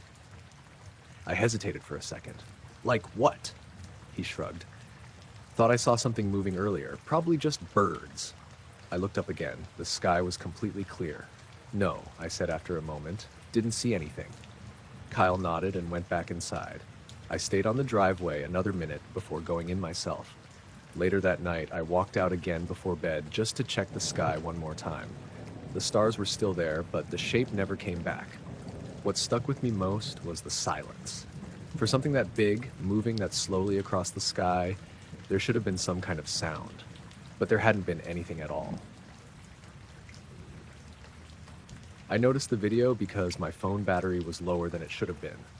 When I woke up that morning, it was sitting on the nightstand where I always leave it, screen facing down. I'd plugged it in before bed like usual, but the battery was at 64% instead of full.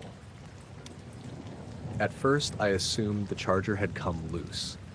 The cable in my apartment is old and sometimes slips out if the phone shifts during the night.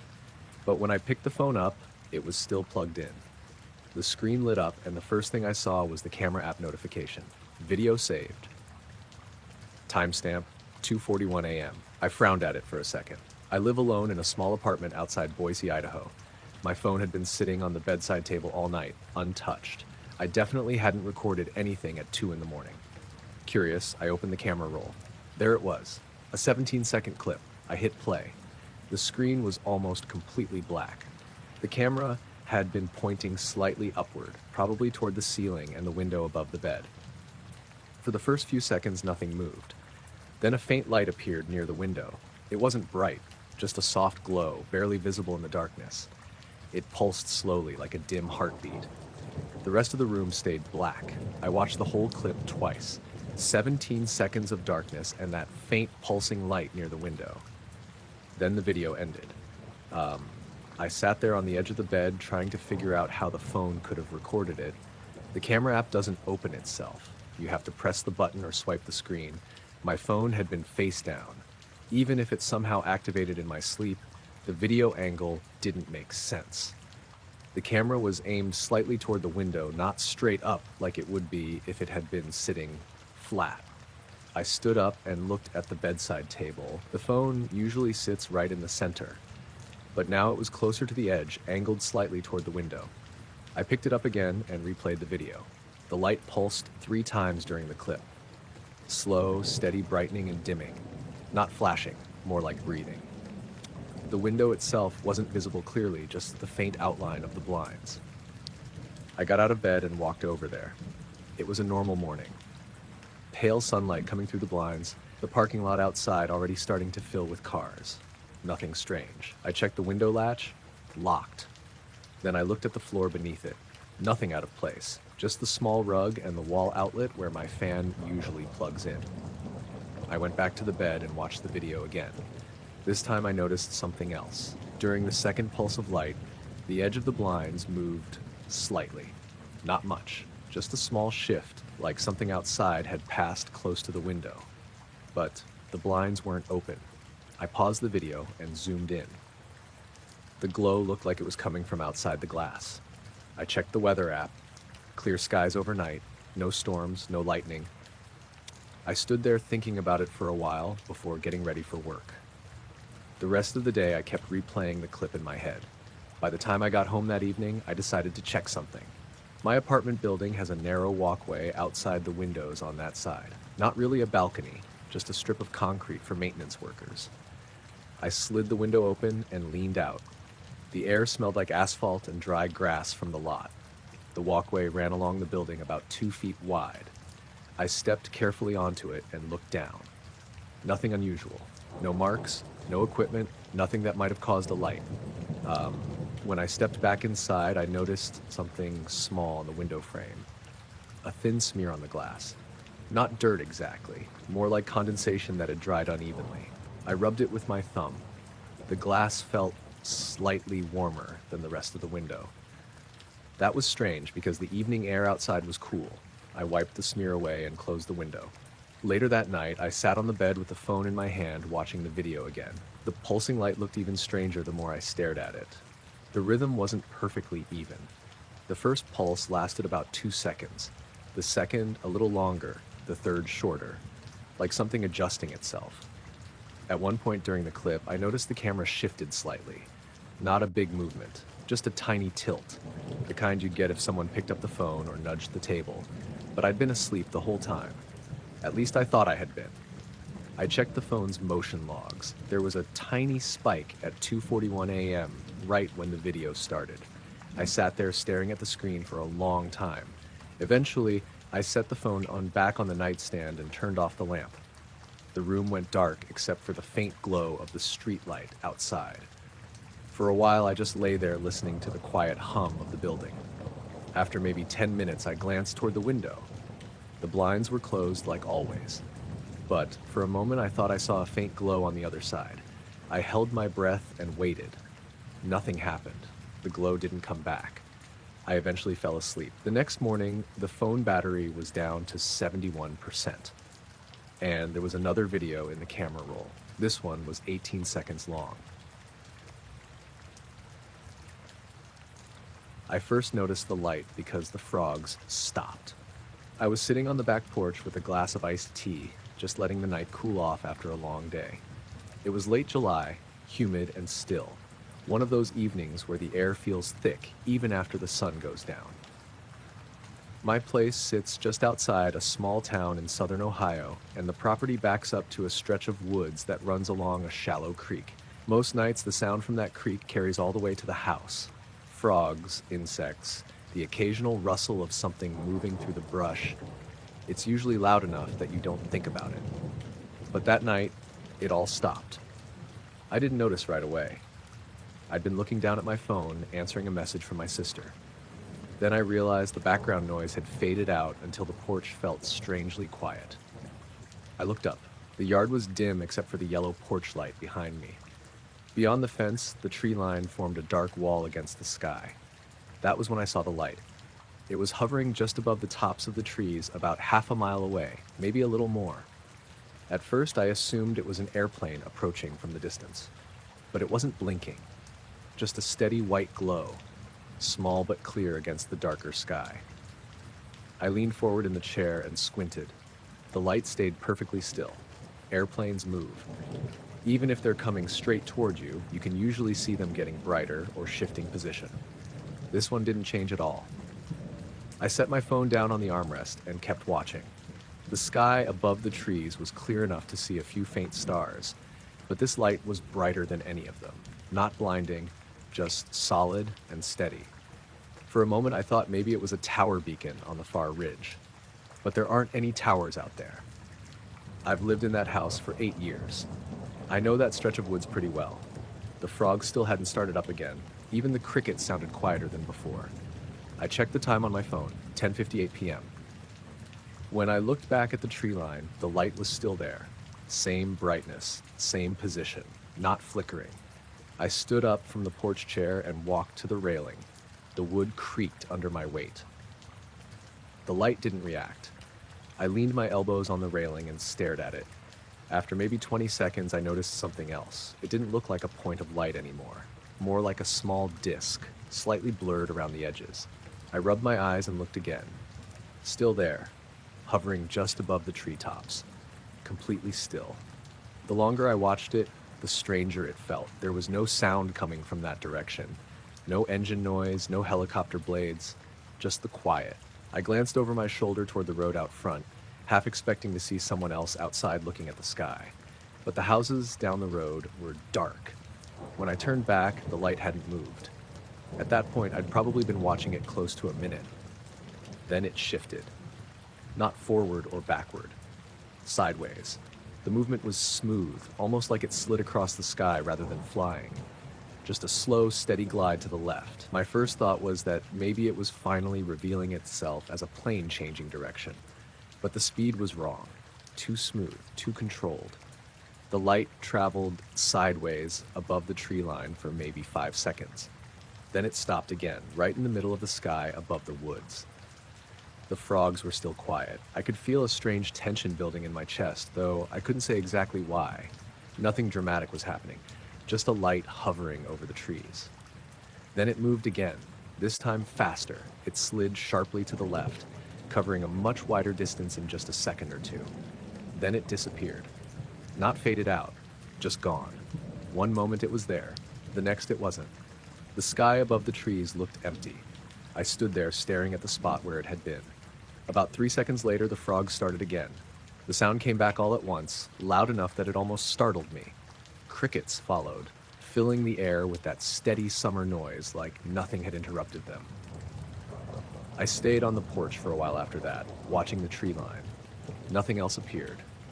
Eventually, I sat back down in the chair and picked up my phone again. I considered recording the sky if the light came back, but it didn't. About 10 minutes later, I noticed something else. The porch light behind me flickered once. Just a quick blink. I turned and looked at the bulb. It steadied again immediately. When I looked back at the woods, everything was normal.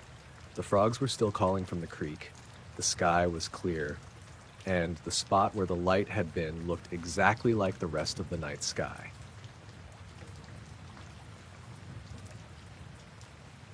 I noticed the smell before I noticed the window. It woke me up around 4 in the morning, though I didn't know the exact time until later. At first, I thought something electrical had shorted in the apartment. The air had that sharp metallic smell, kind of like when lightning strikes nearby or when a power outlet burns out. I lay there half awake, trying to figure out where it was coming from. My bedroom was still dark. The only light came from the street lamp outside, filtering through the blinds. The room felt cooler than it had when I went to bed. That was when I realized there was a faint breeze. It moved across my face, cold and steady. I sat up in bed. The window above the dresser was open. Not wide open, just cracked a few inches. But I always kept it locked at night. I'm pretty particular about that because my apartment is on the first floor. For a second, I just stared at it. The blinds shifted slightly in the breeze, tapping softly against the glass. I got out of bed and walked over to the window. The lock was turned sideways, unlocked. I ran my fingers along the frame. The metal felt cool. Outside, the parking lot was empty except for a few cars belonging to the neighbors in the building. The street lamp cast a pale circle of light on the pavement. Nothing looked out of place. I leaned closer to the opening and sniffed the air. The ozone smell was stronger near the window. Not overwhelming, but definitely there. I checked the screen. Still in place, no tears or loose edges. The whole thing made my stomach feel slightly uneasy, though I couldn't say why. There were plenty of normal explanations. Maybe I hadn't locked the window after all. Maybe a gust of wind pushed it open during the night. But I was pretty sure I had locked it. I always checked. I closed the window and turned the latch until it clicked. Then I stood there listening. The apartment was quiet. I could hear the refrigerator humming faintly in the kitchen and a distant car passing on the road outside. I looked at the clock on my phone. 4:07 a.m. I considered going back to bed, but the smell was still hanging faintly in the air. So I walked through the apartment checking things. The kitchen looked normal. No burned outlets, no lights left on. The breaker panel by the door hadn't tripped. I even opened the hallway closet where the water heater sits. Nothing. When I came back into the bedroom, the air still had that faint electrical smell. I sat down on the edge of the bed and stared at the window again. Something about the way the blinds moved in the breeze earlier stuck in my mind. It hadn't felt like a strong wind, just a steady flow of air, like the window had been open longer than a few minutes. Eventually, I lay back down and pulled the blanket up. I didn't fall asleep right away. My mind kept circling back to the lock. I was almost certain I had turned it before going to bed. At some point, I must have drifted off. The next time I woke up, it was daylight. The room looked completely normal. The smell had faded. For a few seconds, I almost convinced myself I'd imagined the whole thing. But when I sat up and looked at the window, something caught my eye on the dresser below it. A thin line of dust had been disturbed. My dresser collects dust pretty quickly because the window sits right above it. Usually there's a light gray layer along the surface. Now there was a narrow gap through the dust, like something had been placed there and then removed. I ran my finger across the surface. The dust smeared easily. The gap was about the size of my phone, but my phone had been charging on the nightstand all night. I checked it again just to be sure. Still there. I walked back to the window. The latch was still locked from when I'd closed it earlier. The screen hadn't been touched. Outside, the parking lot looked the same as always. I told myself I was overthinking it. Probably just moved something on the dresser the day before and forgot. But that explanation didn't sit right. That afternoon, I mentioned it to my neighbor Aaron while we were both checking the mailboxes in the hallway. Aaron lives in the unit next to mine and works nights as a paramedic. "You smell anything weird last night?" I asked. He frowned slightly. "Like what?" "Kind of electrical," I said. "Like ozone." He thought about it for a moment. "Actually, yeah," he said, "when I got home around 3. "You smelled it too?" "Out in the parking lot," he said. "Thought maybe a transformer blew somewhere." "Did the power flicker or anything?" "No." We stood there for a second. "Storm coming, maybe," he added. "Maybe." Later that evening, I checked the window again before going to bed, still locked. I pulled the blinds down tighter than usual, then I turned off the light and lay down. For a while, everything was quiet. The apartment felt normal again. But sometime during the night, I woke up briefly. Not fully awake, just that half-asleep moment when your mind notices something before your eyes open. There was a faint light in the room, soft, bluish. It seemed to be coming from the direction of the window. Before I could sit up or focus on it, the light faded. I fell back asleep almost immediately.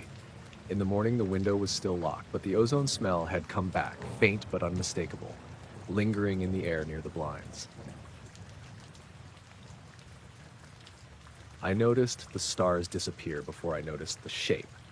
It was just after 11 p.m., and I was sitting in a lawn chair in the backyard behind my house. Early September, still warm enough to sit outside with the windows open. My place is on the edge of a small town in western Nebraska, where the houses thin out and you start seeing more fields than streetlights. The sky out there gets pretty dark once you're a few blocks from the main road. I had stepped outside mostly to cool off. The house had held on to the day's heat, and the air outside felt better. I brought a chair out, leaned it back, and started looking at the stars the way people do when they're half bored and half trying to relax.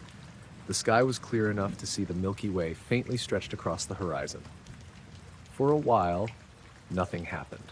Just the usual things. An occasional plane blinking red and white far above, a few satellites sliding slowly from one side of the sky to the other. I'd been out there maybe 20 minutes when something caught my eye. A small patch of stars near the center of the sky vanished. Not all at once, one by one. I squinted, thinking maybe a thin cloud was drifting across them. But the rest of the sky was clear, and the missing stars weren't blurred the way clouds usually make them look.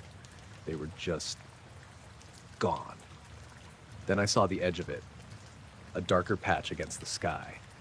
It took a second for my eyes to adjust, but once they did, I realized I was looking at something moving. A shape. At first it looked almost triangular, but the edges weren't perfectly sharp. More like a big, dark wedge sliding across the star field. The only reason I could see it at all was because the stars disappeared behind it. I leaned forward in the chair. The shape kept moving. Slow. Much slower than the satellites I'd watched earlier. And it was big. Much bigger than any bird. I've seen plenty of birds flying at night out there. Geese sometimes pass overhead when they migrate. But this was something else. The shape covered a wide section of sky. Maybe the size of a small cloud, but solid looking. I stood up from the chair without realizing I was doing it. The grass felt cool under my feet as I stepped away from the porch light so my eyes could adjust better. The shape continued drifting across the sky, completely silent. That part stuck with me immediately. Even at night, you can usually hear something if it's flying low enough. Wings, engines, something. This made nothing. I tried to estimate how high it was. That was impossible. If it was close, it had to be enormous. If it was far away, it still had to be huge to block that many stars. The more I watched it, the more I realized something else.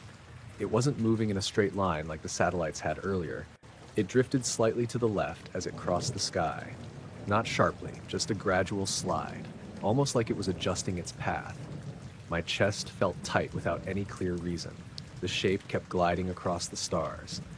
Every few seconds, another cluster would vanish behind it, then reappear as the back edge passed. At one point, I thought I saw a faint point of light along the underside. Not blinking, just a dim white dot. But it disappeared so quickly, I couldn't tell if it had been real or just my eyes playing tricks. The object continued its slow movement.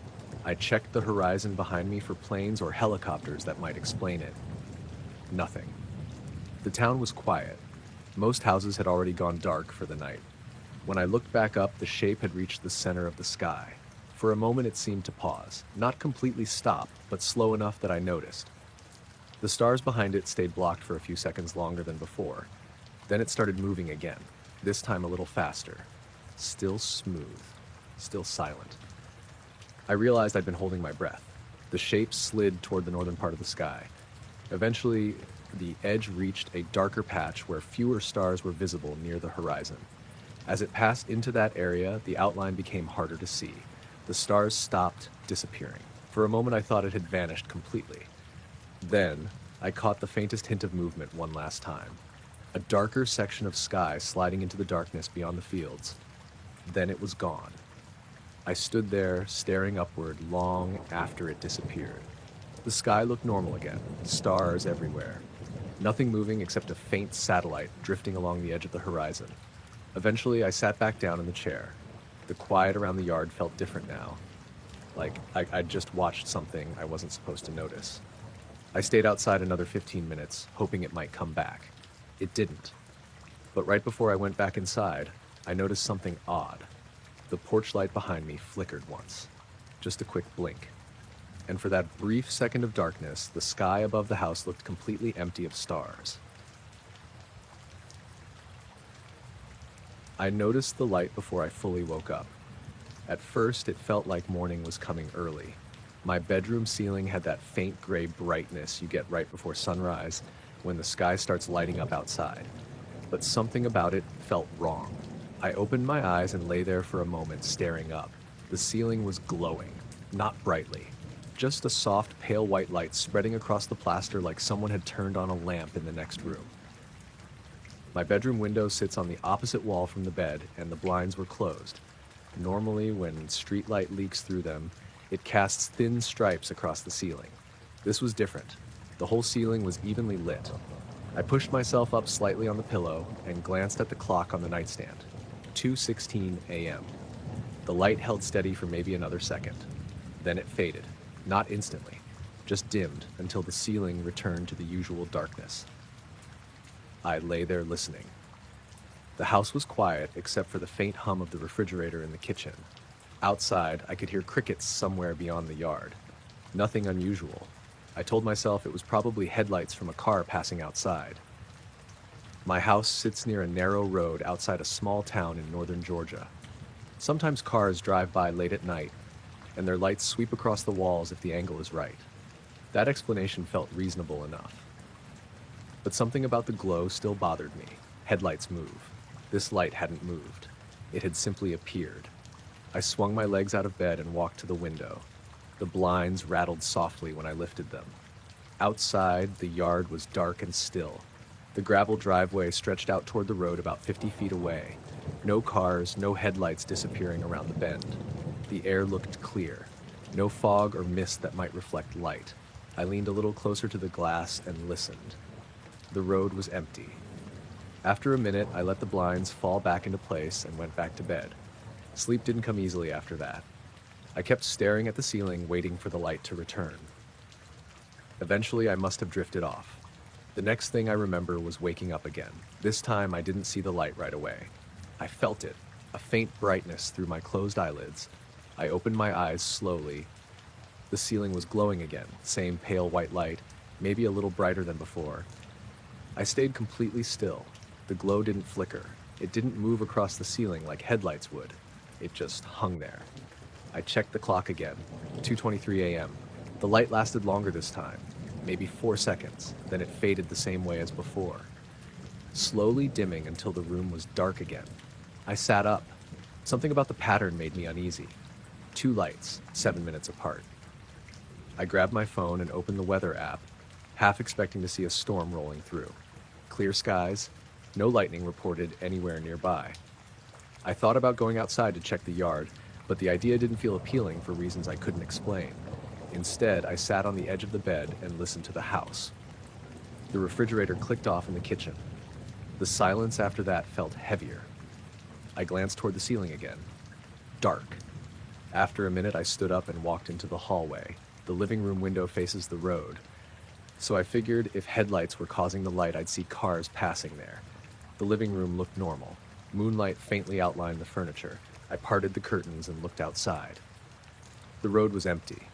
The nearest streetlight sits about 100 yards down the hill, and its glow barely reached my yard. I stood there for a while, waiting. Nothing passed. Eventually, I went back into the bedroom. The air felt slightly cooler now, like the window might be open somewhere. But when I checked it, the window was shut tight. I got back into bed and lay there staring at the ceiling again. A few minutes passed, then the glow returned. This time it came on faster. The ceiling brightened almost instantly. The pale light spread across the entire surface. I held my breath. The brightness stayed steady for maybe 5 seconds. Then something changed. The center of the ceiling grew slightly brighter than the edges, like the light source had shifted closer to that spot. I stared at it, trying to make sense of it. For a moment, I thought I could see the faint outline of the ceiling fan shadowing the glow. But the fan wasn't moving, and the light wasn't coming from the direction of the window. It seemed to be coming from above the house. The glow faded again. The room returned to darkness. I sat there in the quiet for a long time after that. Eventually, I checked the clock. 2:31 a.m. I must have fallen asleep again sometime after that. When I woke up in the morning, sunlight was coming through the blinds like normal. The ceiling looked ordinary. For a while, I convinced myself I'd imagined the whole thing. But when I walked into the kitchen to make coffee, I noticed something strange. The digital clock on the microwave had reset. It blinked 12 on, which meant the power had gone out at some point during the night. But the bedside clock in my room still showed the correct time, and I didn't remember the lights flickering at all. Later that evening, I stepped outside around sunset to check the roof gutters. While I was standing in the yard, I looked up at the house. The roofline cast a shadow across the upper part of the bedroom window. For a second, I imagined what the ceiling would look like if a bright light were hovering directly above the house. The pattern of brightness across the plaster came back to me exactly the way I'd seen it, even the brighter spot in the center. I stood there staring at the roof for a while. Then I went back inside and made sure the blinds were closed again before it got dark.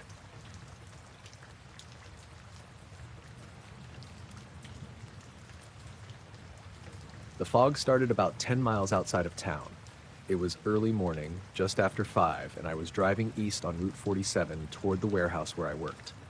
My shift started at 6, and the drive usually took about 40 minutes if traffic was light. That morning there was almost no traffic at all. The road runs through farmland most of the way. Long stretches of fields and the occasional farmhouse set back from the road. Normally you can see for miles out there, but that day the fog rolled in thick and low. At first it was just patches hanging over the fields. Then it got denser until the headlights barely reached beyond the front of the car. I slowed down to about 40 and kept both hands on the wheel. The radio was playing quietly some early news station out of Springfield, but the signal kept fading in and out as the fog thickened. It felt like driving through milk. The road markers appeared 1 second and vanished the next. About 15 minutes into the drive, I saw the lights. They were far ahead in the fog, 2 headlights floating above the road. At first, I felt relieved. Another car meant someone else was dealing with the same bad visibility. The lights looked steady and bright, maybe a quarter mile away, but something about them didn't sit right. They were too high. Not dramatically higher, just enough that they seemed slightly above where a car's headlights should be. I leaned forward a little in my seat. The fog made everything hard to judge, so I figured it was just the angle. Maybe the road dipped ahead or the car was cresting a small hill. I kept driving. The lights stayed in the same spot. They didn't get closer, didn't get farther away either, just hung there in the fog.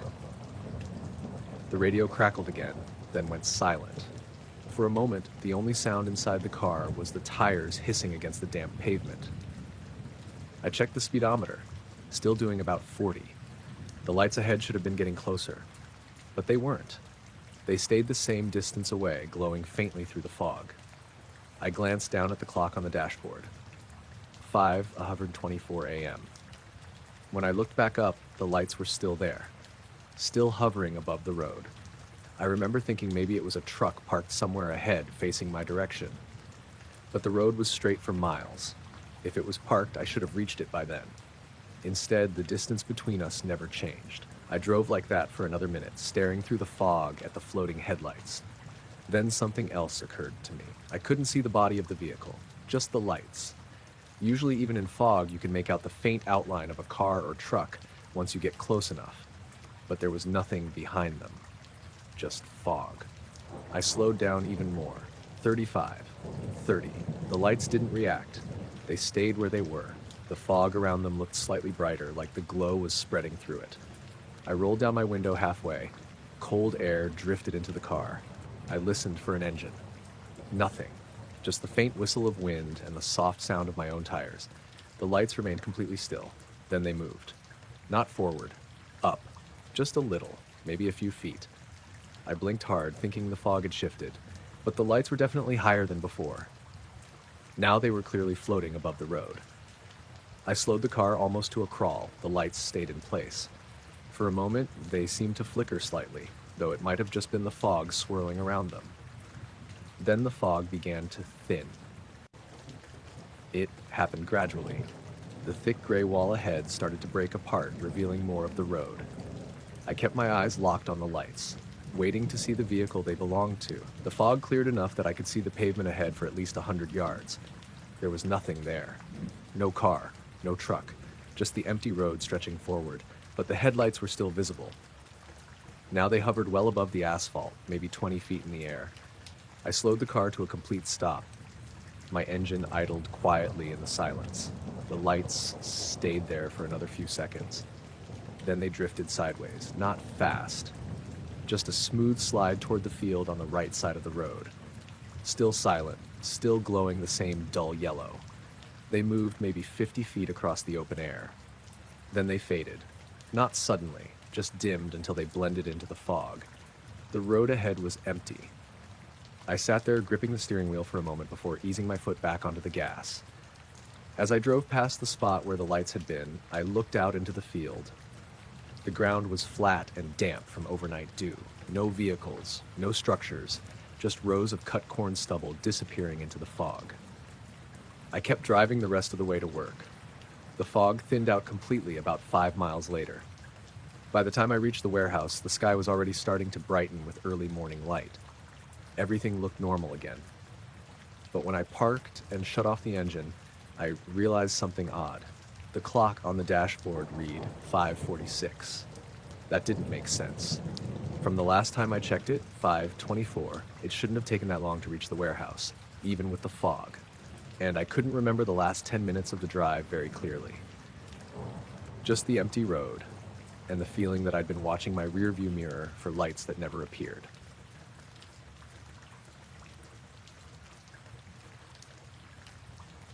I noticed the feeling before I noticed the sky. I was about 3 blocks from my apartment, walking home along a quiet street near the river.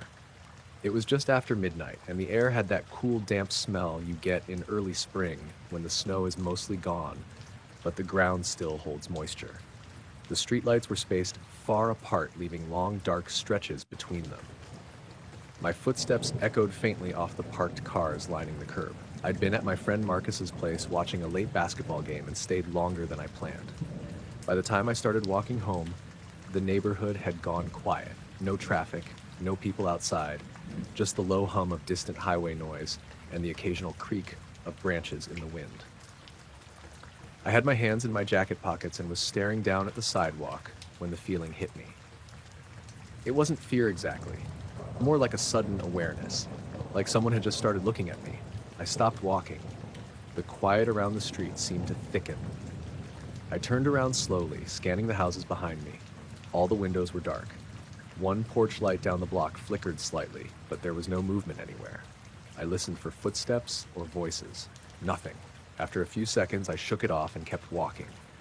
But the feeling stayed. That same strange sense of being watched. It wasn't coming from behind me or from the houses. It felt higher. I glanced up at the rooftops on both sides of the street. Nothing there either. Just antennas and chimneys silhouetted against the sky. Then I looked higher. The sky above the street was clear, full of stars. The river valley gets pretty dark at night, so you can see a lot more stars there than in the city center. For a few seconds I just stood there looking up. Then I noticed one of them moving. It was faint, barely brighter than the others, drifting slowly across the sky. At first, I assumed it was a satellite. I see them sometimes when the sky is clear. The light moved steadily from west to east, sliding past the other stars. I started walking again, still watching it. The movement was smooth, silent, normal. Then it stopped. Not slowed down. Stopped. I blinked a few times to make sure my eyes weren't playing tricks on me. The light stayed exactly where it was. The stars around it remained steady. Only that one had moved. Now it just hung there. Perfectly still. I slowed my pace until I was barely moving. Something about the way it stopped made my chest tighten. Satellites don't stop. At least I'd never seen one do that. I stood in the middle of the sidewalk, staring straight up. The light stayed frozen in place. The street around me was quiet enough that I could hear the faint ripple of water from the river a block away. Then the light shifted, not forward, sideways, just a tiny movement to the left. Then it stopped again. My stomach did that slow sinking thing you get when something doesn't make sense. I stepped backward into the edge of a driveway so I could see more of the sky between the houses.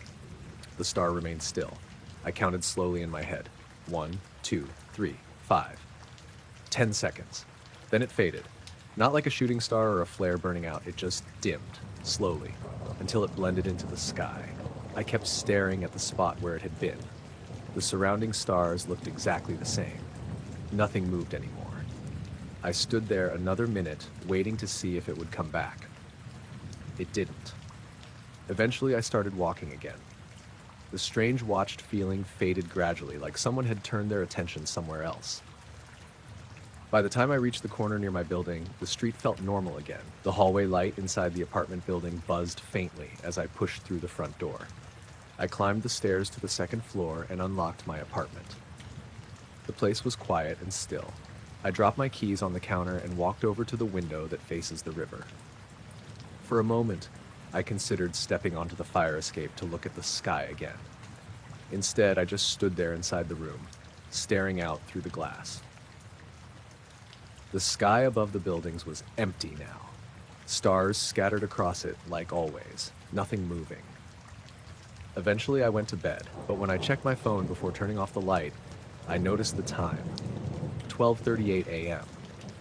That didn't seem right. Marcus's place is only about a 10-minute walk from my apartment. I was sure I'd left around midnight, and the walk home had felt longer than usual, though I couldn't explain why. I set the phone down and turned off the lamp. The room went dark. For a few seconds, I stared up at the ceiling. Then, through the thin gap in the curtains, I thought a faint point of light outside shift slightly in the sky. But when I sat up to look more closely, it was already gone. I stepped outside because the dog wouldn't stop pacing. It was early, still dark, maybe 20 minutes before dawn. My dog Milo had been restless since around 5, walking back and forth across the living room and whining softly near the door. He does that sometimes when he hears raccoons outside, so I figured I'd let him out into the yard and get a little fresh air myself. The air had that cool, damp feel you get right before sunrise. Late October in central Kansas, the ground still holding the night's cold. There was a faint fog hanging low across the fields behind my house. I opened the back door, and Milo trotted out ahead of me onto the grass. He usually runs straight to the fence, but this time he stopped halfway across the yard and just stood there, ears up. Looking toward the horizon, I followed his gaze. At first, I thought I was looking at the moon. There was a bright white orb sitting low above the fields behind the tree line, maybe 10 degrees above the horizon. It was big enough that I noticed it immediately, but it didn't look like the moon. The light was too clean, too sharp. The sky around it was still dark blue, the kind of color you get before the first real sunlight appears. The stars were fading slowly as the sky brightened, but that orb stood out against everything. Perfectly round, bright white, no flickering. I leaned against the doorframe and stared at it. For a moment, I assumed it had to be a plane or maybe a helicopter coming toward town. But there were no blinking lights and no sound at all.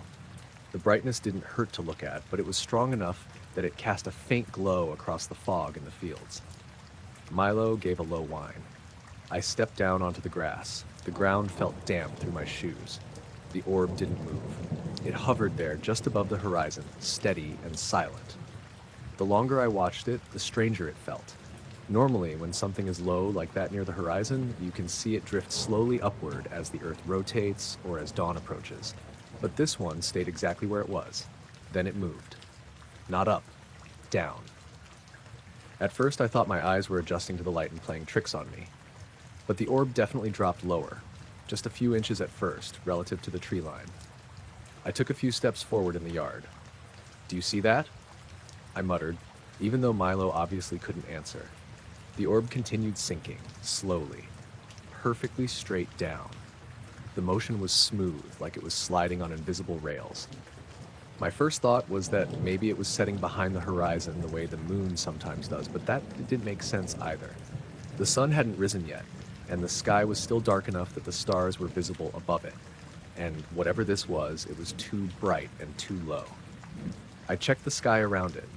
No clouds, no aircraft, just that single bright sphere lowering itself toward the tree line. The fog across the field seemed to glow faintly as the light moved closer to it. I realized I hadn't heard any morning sounds yet. No birds, no wind in the trees. Even the highway a mile away was quiet. The orb kept descending. Now it was almost touching the tops of the distant trees. I waited for it to pass behind them. Instead, it continued downward. The trees blocked the lower edge of it for a second. Then more of the light disappeared behind the tree line. Within maybe 5 seconds, the orb sank completely out of view, just gone behind the trees. I stood there staring at the empty horizon. The fog drifted slowly across the fields again. Nothing came back up. No glow, no reflection, just the faint gray outline of the trees. Milo walked over to me and pressed against my leg. The sky above us was starting to lighten now, this turning from deep blue to a dull gray. The first bird called somewhere behind the house. I stayed out there for another minute, waiting to see if the light would rise again somewhere else along the horizon. It didn't. Eventually, Milo wandered back toward the door, and I followed him inside. I made coffee and sat at the kitchen table looking out the window toward the same stretch of fields. The sun finally rose about 15 minutes later. Normal sunrise. Soft orange light spreading across the horizon exactly where it should. Nothing bright or strange above the trees. But when I stepped outside later that morning to grab the mail, I noticed something odd. The grass in the far field behind my property looked darker in a small patch near the tree line, almost like the fog had burned away unevenly, right where the orb had disappeared. I was camping alone in the Bitterroot Range, not far from an old trailhead my uncle used to take me to when I was a kid. I picked a small clearing near a creek, flat enough for my tent, far enough from the water that I wouldn't wake up freezing. It was late September, cool but not cold, and the air smelled like pine sap and damp dirt. I had gotten there late in the afternoon and spent most of the daylight setting up camp and collecting deadfall for the fire. By the time I finished eating, the sun had dropped behind the ridge. The sky was still light, but the forest itself had already turned dark, that kind of soft, shadowy darkness where everything looks like it's holding its breath. I remember poking at the fire with a stick, listening to the usual forest sounds, crickets, the creek, occasional rustling from small animals. Then it all stopped. Not gradually, not fading, everything just ceased. The creek still ran, but even that seemed quieter somehow, like someone had put a wall between me and the sound. I lifted my head, waiting for the insects to start up again, but the silence stayed thick and absolute. Even the wind, which had been moving the branches overhead a few seconds earlier, was suddenly gone. I sat perfectly still, the stick hovering above the fire. I didn't want to make a sound. I didn't want whatever caused that silence to notice me. After maybe 30 seconds, I'm guessing it felt both short and long, I heard a soft, short snap of a twig from deeper in the trees. Not close, not far, not far. Just enough to make my pulse jump. I told myself it was a deer or a raccoon or something normal, but the silence made it impossible to believe that. Forest noise cuts out sometimes when predators are nearby, sure, but this felt different, too complete, too controlled. I stood slowly and took a step back from the fire, back closer to my tent. The air felt heavier, like it was pressing in on my ears. I rubbed one of them without thinking. It didn't pop. It didn't relieve anything. Then I saw it. Between two large trees, maybe 20 yards away, something shimmered in the air. At first, I thought it was heat distortion, like the wavy look above asphalt in the summer. But the night air was cold enough that I'd been seeing my own breath moments before. The shimmer wasn't rising or drifting. It just hung there in a vertical patch, maybe 4 feet wide and 6 feet tall. I leaned slightly to the right. The shimmer shifted with me, not like it was reacting, more like it was layered over the trees, adjusting so that it always stayed directly in my line of sight. If I had taken one more step, I swear it would have still been centered between those two trees. I whispered, "No," without realizing it. The shimmer brightened, only a little, but enough to outline the shape more clearly. It wasn't a shape, exactly. More like a window made of distorted air. A cutout where the forest behind it didn't match the rest of what I was seeing. The background was wrong. Out of focus, but not blurred. Just wrong. I blinked hard. The shimmer pulsed once. Not light, not color. Just a change, like a ripple passing through a thin sheet. The forest stayed silent. I reached for my flashlight, which was clipped to the tent zipper. My fingers brushed it, but something in me refused to actually grab it. I was afraid of what would happen if I pointed a beam at the shimmer, afraid it would respond. Another twig snapped, this one closer, behind the shimmer. I couldn't see anything moving there, but I heard it clearly. Not gradual footsteps, just one deliberate crack of something stepping down. The shimmer flickered, then dissolved, not faded, not moved. It just broke apart like dust being scattered into nothing. The space between the trees returned to normal instantly. The forest sounds didn't return right away. I waited 5, maybe 10 seconds before I heard a single cricket start up again, then another. Then the creak grew louder, like someone slowly turning up a volume knob.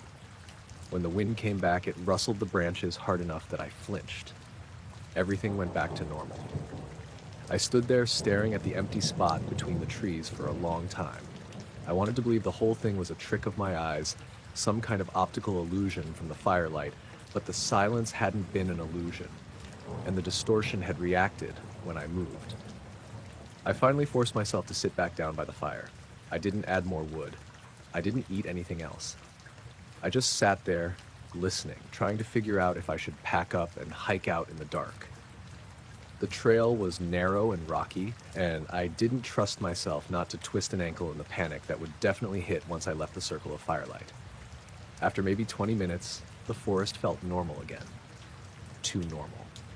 Every sound made me jump. The snap of a pine cone, the flap of a moth's wings near the fire, even the steady gurgling of the creek. I didn't sleep much. Every time I started drifting off, the forest would go quiet for 1 or 2 seconds, and I'd snap awake, convinced it was happening again. It never did, not exactly. But around 3 in the morning, I heard something move down by the creek. Not an animal sound, just a single splash, like something lightly touching the water without stepping into it. When the sky finally started turning gray, I broke camp fast. I shoved everything into my pack, barely rolling up the tent. The trail back to my truck felt longer than the hike in. I kept glancing over my shoulder even though I knew that whatever I'd seen or thought I'd seen wouldn't be walking behind me like an animal. When I got home that evening, my clothes still smelled like smoke and pine, but the cold knot in my stomach stuck around for days. The forest had gone completely silent again in my memory, perfect and absolute, and my ears kept replaying that stillness. I tried telling my uncle about it the next week when he called to check in. I didn't mention the shimmer at first. I just said the woods had gone quiet. He got serious and said he'd had that happen once, years ago, near a different section of the Bitterroots. He said he didn't stick around long enough to see anything else. I didn't tell him the rest. Even now, when I think about the way that distortion shifted to match my view, I feel the same pressure in my ears that I felt that night, like the air around me remembers.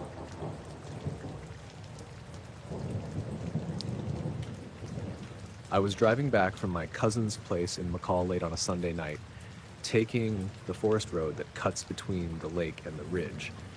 I'd left way later than I meant to, sometime after 11 p.m., and the temperature had dropped enough that a thick fog was hanging low over the road. My headlights were basically pushing through a wall of white. I had the window cracked because the air inside the car felt stale, and every now and then I'd catch the smell of wet pine drifting in. The fog got heavier as I climbed, the kind that moves in slow sheets across the road instead of just sitting still. I kept my speed around 20. I'd taken that road 100 times, but that night I felt weirdly tense, like I was driving somewhere unfamiliar. Even the turns looked sharper, the trees taller. I was rounding a bend when something dark showed through the fog, something above the treetops on my right. I didn't see it all at once. It was more like I caught the absence of light first, a patch where the faint glow of the sky was blocked out. I lifted my foot off the gas. The shape didn't move. It just hovered there, a long, smooth silhouette suspended above the ridgeline. Not a plane, not a helicopter. It didn't blink, didn't shine, didn't pulse. Just a quiet, solid darkness hanging in place. I thought maybe it was some kind of optical illusion created by the fog, so I rolled the window down a little farther and leaned to get a better angle. Cold air rushed in, my ears popped slightly. The shape stayed. The fog swirled around it, drifting past as though it wasn't solid at all, but it had edges, clean ones. The bottom looked slightly curved, like the hull of a boat turned upside down. I couldn't see the top. It disappeared into thicker fog. My car slowed almost to a crawl. I didn't remember letting it. I tried to convince myself it was just a cloud formation or a shadow from the ridge. But clouds don't stay that still, and shadows don't hang higher than the trees when there's no moon out. As I approached the next straight stretch of road, the fog ahead thinned suddenly, opening into a clearer pocket. The headlights cut farther. I could see the tops of the pines again. And the shape wasn't there. No movement, no fading, just gone, like someone switching off a slide. The sky behind the trees looked completely normal. I didn't breathe for a few seconds. My hands were gripping the wheel so tightly that my thumb ached. I kept checking the mirrors, expecting to see the shape behind me, but I only saw shifting fog and my own red taillights reflected back. I took a few more curves slowly. The fog drifted in and out, thickening, thinning, then thickening again. Every time it cleared, I scanned the sky. Nothing. A few minutes later, I noticed the radio had gone silent. Not static, silent. The display was still on, showing the station number, but the audio had cut out completely. I turned the knob up. Nothing. I switched stations. The numbers changed, but still no sound. That never happens out there. If anything, the radio gets fuzzy near the ridge, but it doesn't just die. My chest felt tight, not in a panic way, more like when you're underwater and your body tells you something isn't right. I rolled the window up, then down again, trying to steady my breathing. The cold air helped, but the pressure didn't go away. A quarter mile later, the fog thinned again, and I saw something pale drift across the road ahead. Just a faint streak, like a beam of light sliding sideways through the trees. It didn't look like a car's headlights. It moved too slow, too smooth, and there was no vehicle around to cast it. The light faded between the trunks and vanished. I slowed even more. My hazard lights were on before I realized I'd hit the button. The road looked empty. The trees were still. Nothing made sense. When I reached the turnout overlook, I pulled in and turned off the engine. I don't know why. Maybe I wanted to hear the forest, or maybe I needed to convince myself I wasn't losing it. The fog here was thinner, drifting in soft patches across the ground. I stepped out and listened. At first, everything sounded normal. Wind in the branches, a few insects, my own footsteps on gravel. Then the forest got quiet. Not silent, just muffled, like someone had put a layer of insulation between me and every sound. Even my breathing sounded distant in my ears. I looked toward the trees. A thin veil of fog curled around the pines. And for a second, just a second, I thought I saw a darker shape within the fog. Not as big as the thing I'd seen above the trees earlier, but a smooth curve, almost like the corner of the same object. I blinked. The fog shifted. The shape disappeared.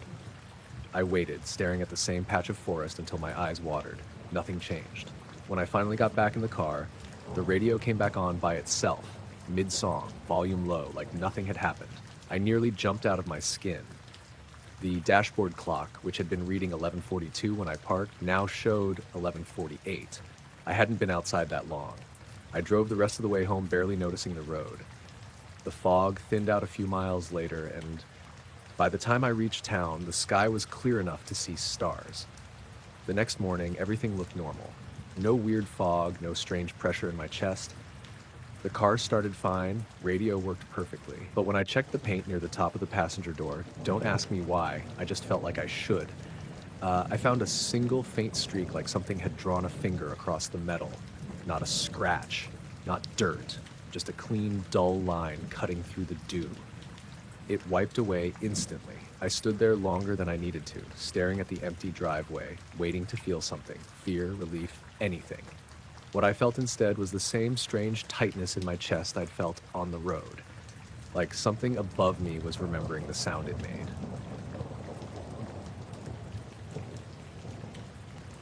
I was taking a late walk around my neighborhood, something I'd been doing more often since I started working from home. It was close to midnight, cool enough that I could see my breath, but not cold enough to be uncomfortable. The houses on my street are spaced out, single-story ranch-style places with big front yards and barely any streetlights. It always felt safe, quiet, predictable. That night felt normal at first. I remember hearing a dog bark a few streets over, and someone's wind chime clinking softly. The air smelled like pine and chimney smoke. I walked with my hands in my hoodie pockets, following the sidewalk past the Miller place, then the old brick house that's been empty for years. When I rounded the corner onto Ledgewood Drive, the neighborhood opened up a little. Fewer trees, wider yards, clearer view of the sky.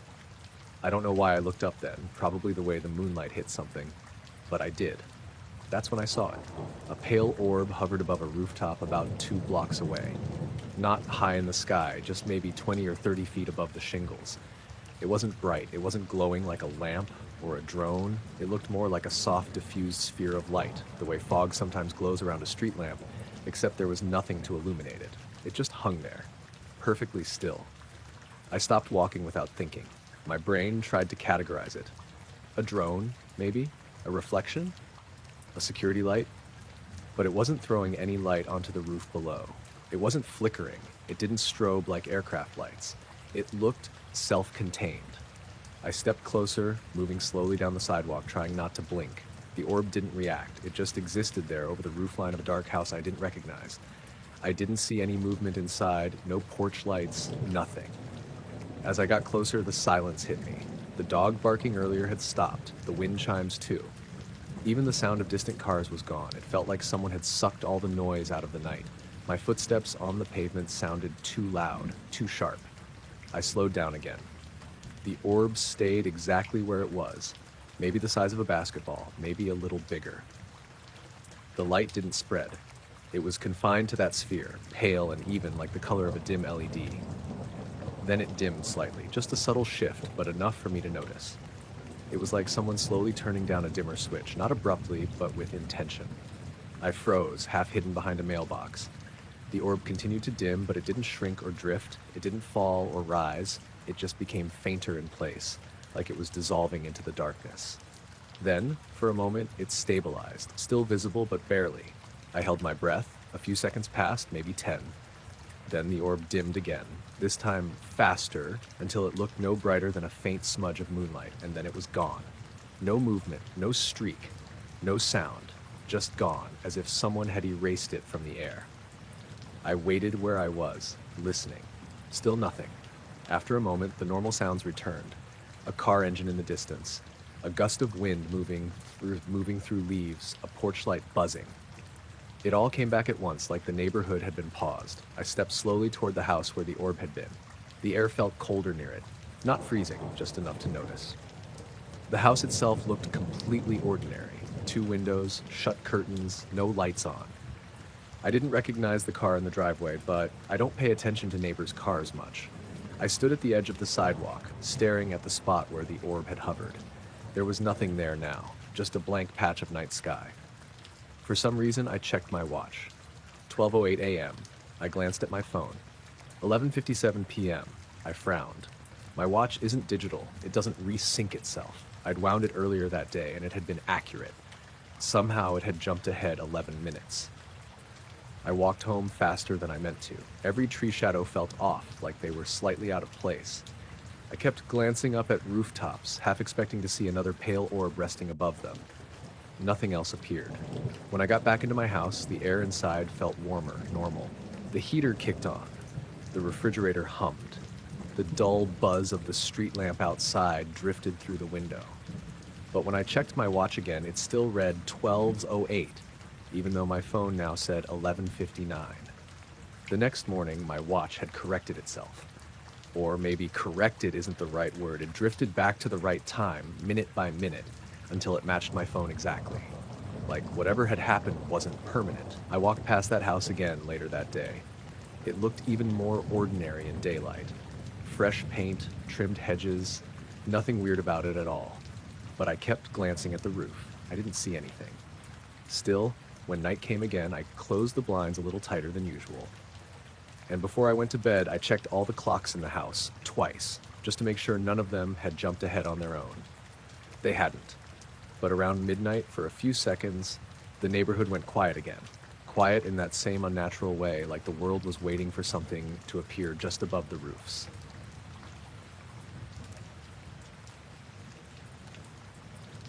I was parked at Eagle Crest Lookout, just outside Flagstaff, the one off the old service road, where people sometimes go to watch meteor showers. It was a cold, dry night in late November, the kind where the air has that brittle edge and even small sounds seem to travel too far. I'd driven up there after work to clear my head, not planning anything special, just needed a quiet place to sit for a while. I killed the engine, but kept the radio on low, some late-night talk show murmuring about highway closures. The sky was clear, except for a thin band of clouds along the western ridge. I reclined the seat, cracked the window an inch, and watched the stars. A couple cars had passed earlier on the main road, but by the time it hit 11:30, I was alone. The first strange thing was how suddenly the wind stopped. One moment the air moved lightly through the pines, and the next it was perfectly still. The silence didn't feel normal. It had that thick, padded quality, like the world had been muted. I sat up a little, listening. Then the car vibrated. Just once, not violently, not even aggressively, more like a soft, controlled thump from underneath, as if someone had shoved the frame with an open palm. The kind of vibration you'd get if a heavy object landed nearby, except nothing had landed. The ground was solid rock around the lookout. My hands froze on the steering wheel, even though the engine wasn't running. I glanced at the rearview mirror out of instinct. Nothing behind me but the empty pull-off and a stretch of trees. I turned the radio off and listened. Nothing. Not the wind, not insects, not distant traffic. Just that same oppressive quiet. I sat completely still, waiting to see if the vibration would happen again. Maybe 30 seconds passed, maybe less. Hard to tell. My sense of time felt slightly off, like everything was stretching. I remember exhaling slowly to steady myself. Then a faint light appeared on the horizon. Not a beam, not a flare, just a small, diffuse glow sliding horizontally across the tree line. It looked too low to be a plane and too steady to be a reflection. The best way to describe it is that it moved like someone dragging a flashlight behind a frosted window, except the window was the sky.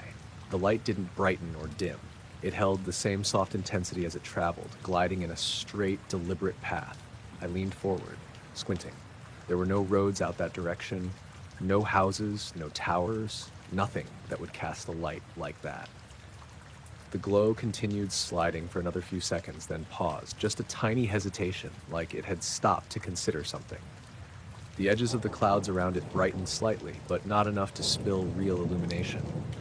Then the light dipped downward, almost imperceptibly, and vanished. Not faded, vanished, like someone had switched it off. I waited for any kind of after effect, a sound, a second vibration, a gust of wind, but the silence stayed absolute. My heartbeat felt like the loudest thing in the car. I turned the key to accessory mode and checked the dashboard clock. 11:48 p.m. Something about that bothered me immediately, though I couldn't figure out why at first. I checked the time right when I parked. I remembered it being 11:32. 15 or 16 minutes shouldn't have felt strange, but it did. It felt wrong. The amount of time between the vibration and the light disappearing didn't match that number in my mind. I picked up my phone. 11:43. 5 minutes difference. That wasn't normal. Not for my car clock, which had always matched my phone to the minute. I stared at the numbers longer than necessary, trying to force them to make sense. I couldn't shake the feeling that a few seconds had felt like minutes, or the opposite. Something had stretched or compressed, subtle enough that I only noticed when comparing clocks. I turned off the car completely and stepped outside with my hands shoved deep in my jacket pockets. The cold hit immediately. My breath formed quick white puffs that hung in place longer than they should have. The sky above the lookout was clear as ever. No light, no movement. Not even a plane crossing overhead. I walked slowly to the edge of the pull-off and looked toward the horizon where the light had vanished. The clouds there looked normal now. Thin, harmless, drifting lazily. I waited, half expecting the glow to reappear or something else to move behind the clouds. Nothing did. I was about to head back to the car when I noticed something odd. The air felt heavier a few feet from where I stood. Not colder, not warmer, just thick, like stepping into low humidity after being in dry air. My ears buzzed faintly, as if pressure had changed. I stepped back and the sensation faded. I stepped forward again, and it returned. It was concentrated in a small patch of space, maybe 2 or 3 feet wide. No shimmer, no light, no visual distortion, just this subtle physical presence, like the air wasn't behaving quite the same. I backed away slowly until the buzzing in my ears eased. The wind returned all at once. A strong gust pushed through the overlook, rattling the branches and carrying a rush of pine scent. The sudden noise startled me more than the silence had. It felt like the world had remembered to turn itself back on. I got into the car, locked the doors, and started the engine. The dashboard clock now read 11:50. My phone still said 11:43. The mismatch made my stomach flip, but I forced myself not to stare at it. I pulled out of the lookout and drove toward town, keeping one eye on the sky. Every few miles, I checked the clocks again. They stayed out of sync until I passed the highway turnoff. 3 minutes later, they matched perfectly. When I got home, I didn't turn on any lights. I sat in the dark in my driveway for a while, listening to the ticking of the cooling engine and watching the empty stretch of road leading up toward the mountains. Nothing followed me. Nothing appeared. But sometimes, especially on clear nights, I think about the feeling right before the vibration. The strange quiet, the sudden stillness, the sense that the air around me was waiting. And I wonder if that faint light on the horizon wasn't moving across it at all. I wonder if it was passing behind something I simply couldn't see.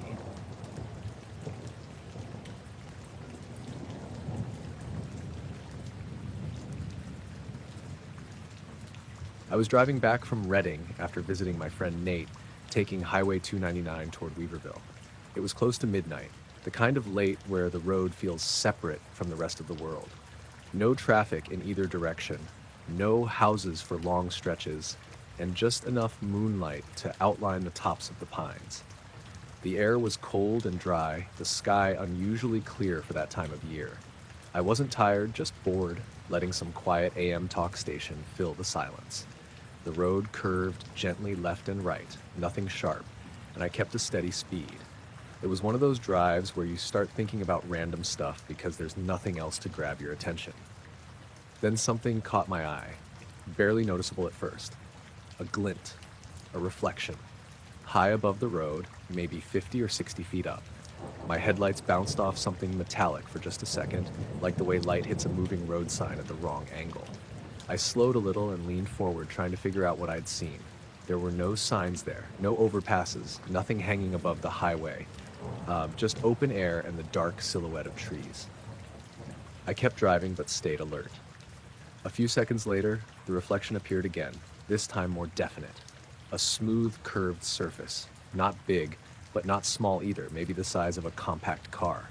It hovered above the right side of the road, high enough that I had to crane my neck to keep track of it through the windshield. My foot eased off the gas without me thinking about it. The thing didn't move like anything I recognized. It didn't bob or sway or drift. It stayed perfectly still, suspended in open air, catching the edge of my headlights in a soft, quick flare. I slowed to almost 40, watching it from the corner of my eye. It wasn't a drone. There were no lights on it, no blinking indicators, no noise, nothing mechanical at all. The only reason I knew it was there was because of those faint reflections when my headlights hit its surface at just the right angle. The object tilted.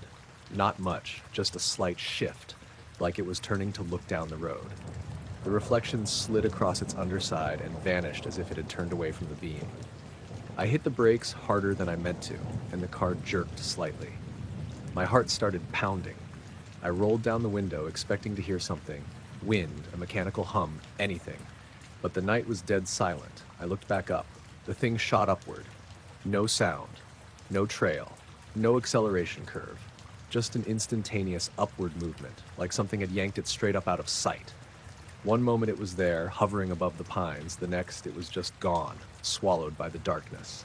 I sat there in the middle of the highway with my hazard lights blinking, trying to process what I'd seen. The hairs on my arms were standing straight up. My breathing felt too loud inside the car. After maybe a minute, I pulled over onto the shoulder and stepped out. The air felt colder than before, as if the temperature had dropped 10 degrees in the seconds after the object vanished. I looked straight up and saw nothing. No clouds, no stars blocked out, just open sky. But something else unsettled me. The pines around the road weren't moving. Not even a hint of wind. Everything felt unnaturally still, like the world was holding its breath. I walked out a few feet from the car, looking up the entire time, half expecting the metallic shape to drift back into view. My ears rang slightly, though I couldn't tell if that was from the sudden quiet or my own pulse hammering in my head. I almost turned back to the car when I noticed something odd near the tree line. A faint shimmer, like heat distortion. Even though the air was cold, it lasted only a couple seconds, warping the outline of the branches, and then it faded. The trees snapped back into clarity. I didn't see any movement in the forest, but the sense of being watched, being observed from above, hit me so suddenly that I froze. The whole area felt open in a way it hadn't before, like the sky itself had widened. I got back in the car and locked the doors, which felt ridiculous even as I did it. Whatever I'd seen wasn't going to be stopped by a door lock. But it made me feel a little less exposed. I continued driving, slower now, checking the mirrors constantly. Every time my headlights swept across a reflective road sign, my stomach jumped, thinking I'd see that metallic shape again. But nothing appeared. 10 minutes later, as I came down a long grade, I noticed the sky ahead flicker, just once. A thin vertical flash, almost like lightning trapped inside a cloud, except there were no clouds. Then, everything was dark again. My dashboard clock read 12:42 a.m. I looked at my phone just to compare. It said 12:38, 4 minutes off. The car clock had been accurate when I left Reading. I remember checking it. I remember thinking I should get home around 1:15, but now it was ahead, just by a few minutes, but enough that it made my hands tighten on the wheel. The rest of the drive home was uneventful. By the time I reached the outskirts of Weaverville, the sky looked normal, the trees moved in a light breeze, and I started convincing myself that maybe I had overreacted. Maybe the object hadn't actually been hovering. Maybe it was some weird reflection off a low-flying aircraft. But when I pulled into my driveway and turned off the engine, the metallic taste in my mouth, sharp and chemical, made those explanations feel flimsy. I hadn't noticed it until then, but it hit me as soon as the headlights shut off. I sat there a long time before going inside, trying to convince myself that everything was normal. But every time I replayed the moment that thing tilted in the air, the feeling came back. The sense that it wasn't just moving, it was reacting.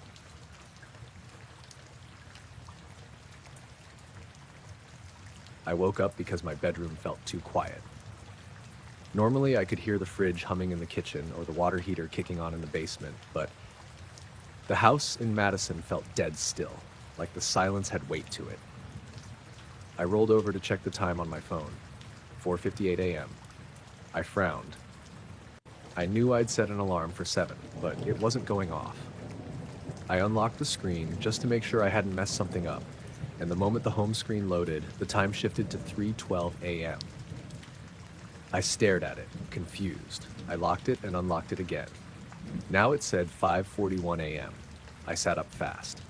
The air in the room felt colder than when I went to bed, and I got the immediate sense something was off, like I'd walked into the wrong version of my house. I grabbed my phone, walked into the hallway, and checked the clock by the bathroom door. It was an old battery one I'd bought at a yard sale, usually slow by a minute or two, but reliable enough. 22:27. I actually laughed under my breath because it didn't make any sense. I went to the kitchen and checked the microwave. 7:52.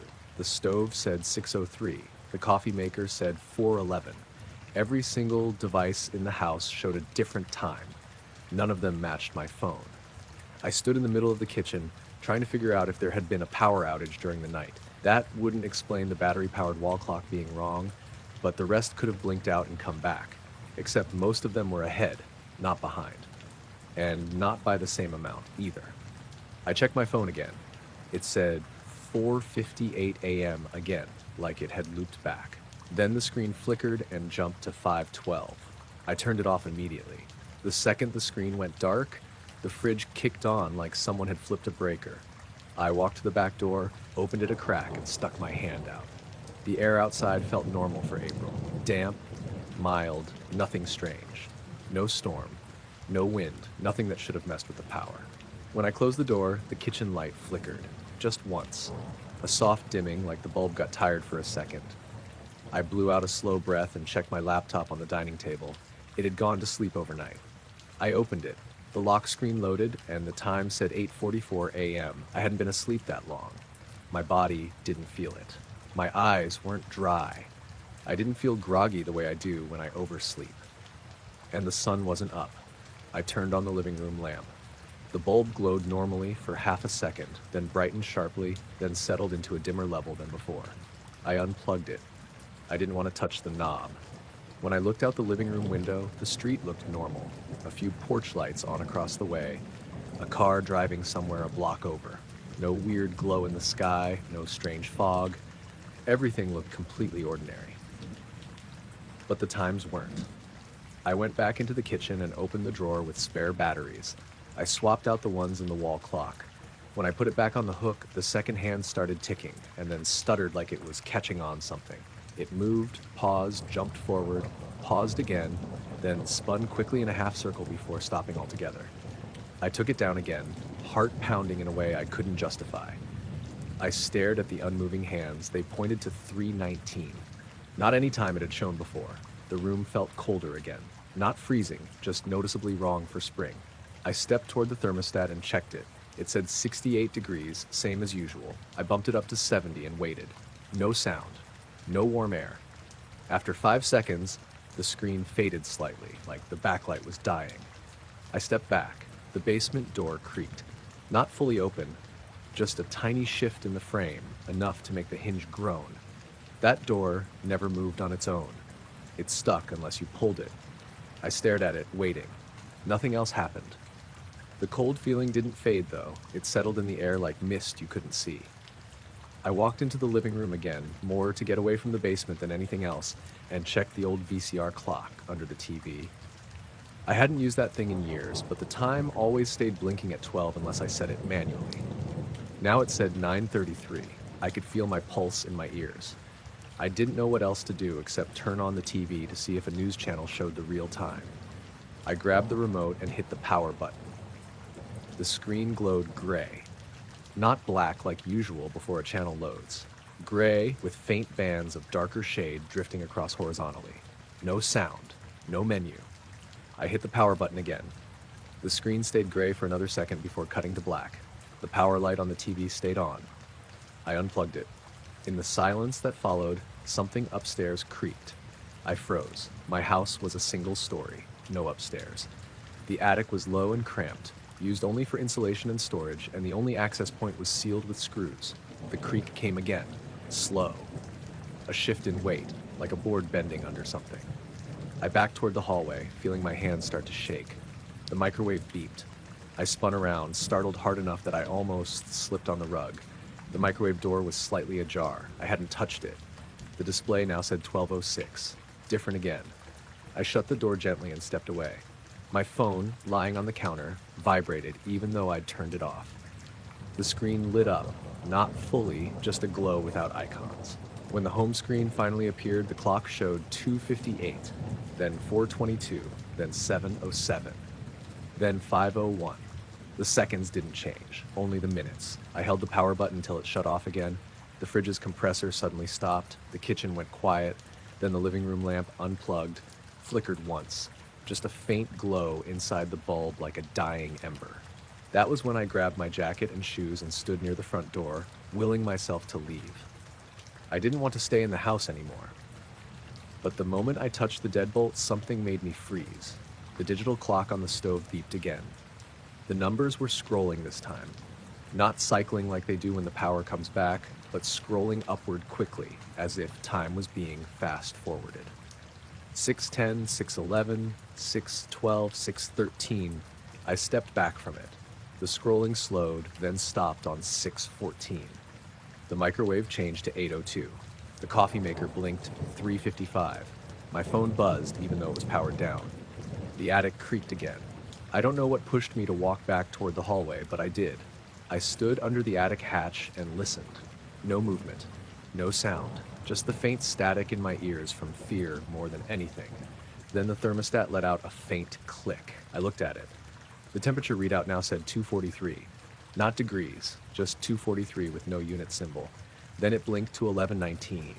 Then 502. I reached for it, but stopped myself before touching anything. Something in the walls hummed, a soft electrical vibration that I felt more than heard. It pulsed once, twice, 3 times. Then everything went still. No hum, no creaking, no flickering lights. The kitchen display on the stove froze at 6:14. The microwave held at 8:02. The VCR still glowed 9:33. The wall clock remained unmoving in my hands, stuck at 3:19. I don't know how long I stood there before the heater finally kicked on like nothing had happened. Warm air started flowing through the vents. The fridge hummed back to life.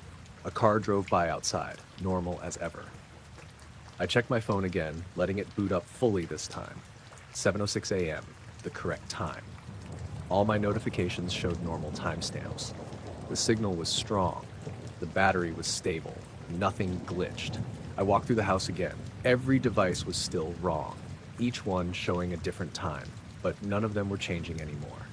I opened the blinds to let in some of the early morning light, and the moment the sunlight hit the kitchen floor, the cold feeling lifted, like someone had cracked open a window on a stuffy day.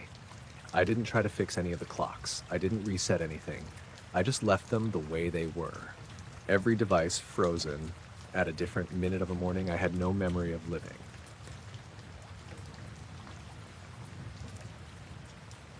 I noticed the weather alert first. It was 2:43 a.m. and my phone screen was glowing on the nightstand like I'd already picked it up and forgotten to put it back. The alert banner said, "Atmospheric disturbance in your area," which I'd never seen before. Not a storm warning, not high winds, just that phrase. I didn't remember waking up. I sat up slowly, trying to figure out why I was awake at all. My room in Laramie was dead quiet, the kind of quiet that felt heavy. No wind against the window, no distant trucks on the highway, nothing. I could see the faint orange streetlight bleeding in around the blinds. When I checked my phone, the first thing I noticed was the step count. 78 steps between 2:17 and 2:41. I stared at that number longer than I probably should have. My apartment was small, a living room, a kitchenette, and a bedroom. 78 steps meant I'd been walking around, not just standing or shifting in bed, walking. But I had no memory of getting up. I walked into the living room to see if anything looked disturbed. The air felt cooler than usual, even with the heater set to kick on overnight. The carpet had that slightly cold, almost damp feeling, though I didn't see any condensation on the windows. I touched the lock on the front door. It was engaged, but halfway between fully vertical and horizontal. Not unlocked, just not how I left it. I'm one of those people who checks the door twice before bed. I knew I'd turned it all the way. The deadbolt was still set, at least. I checked the kitchen, running through the usual worries. Did I leave the stove on? Did I forget to close the window? But everything was fine. My shoes were by the door. My jacket hung on the hook where I always left it. The weird part was that my keys were on the floor. Not far, just next to the entry rug, but I never leave them there. I always drop them in the ceramic bowl on the counter. Seeing them on the ground gave me a strange sinking feeling, like I'd been in a hurry earlier, even though I hadn't left the apartment all day. I went back to the bedroom and sat on the edge of the bed. My phone buzzed again. Another alert. Atmospheric disturbance detected. Remain indoors. I opened the full notification, assuming it was from NOAA or the usual weather app, but it didn't say the source. Just a generic icon and text that didn't link anywhere. The timestamp flickered for half a second while I was reading it, like the screen glitched. I backed out and checked the step counter again. Now it said 83 steps. That made no sense because I hadn't walked anywhere since checking. I tried refreshing it. The number didn't change. Then the apartment lights flickered. Just once, really quick, but long enough that the shadows in the corners seemed to stretch and pull back. The hum of the refrigerator went quiet for a second before starting up again. The heater clicked off even though it wasn't supposed to. The silence after that felt sharper. I looked toward the window. The blinds moved slightly, like someone had brushed a hand across them from the outside. Just one narrow sway. I stood up but didn't go near it. My phone buzzed again, but when I checked it, there were no new notifications. Nothing at all. Even the weather alert had vanished from the history. Only the time showed 2:47 a.m. I opened the front-facing camera. I don't know why. Maybe to see if there was anything behind me. The image looked normal for a second before the exposure dropped sharply, like the room was darker than it really was.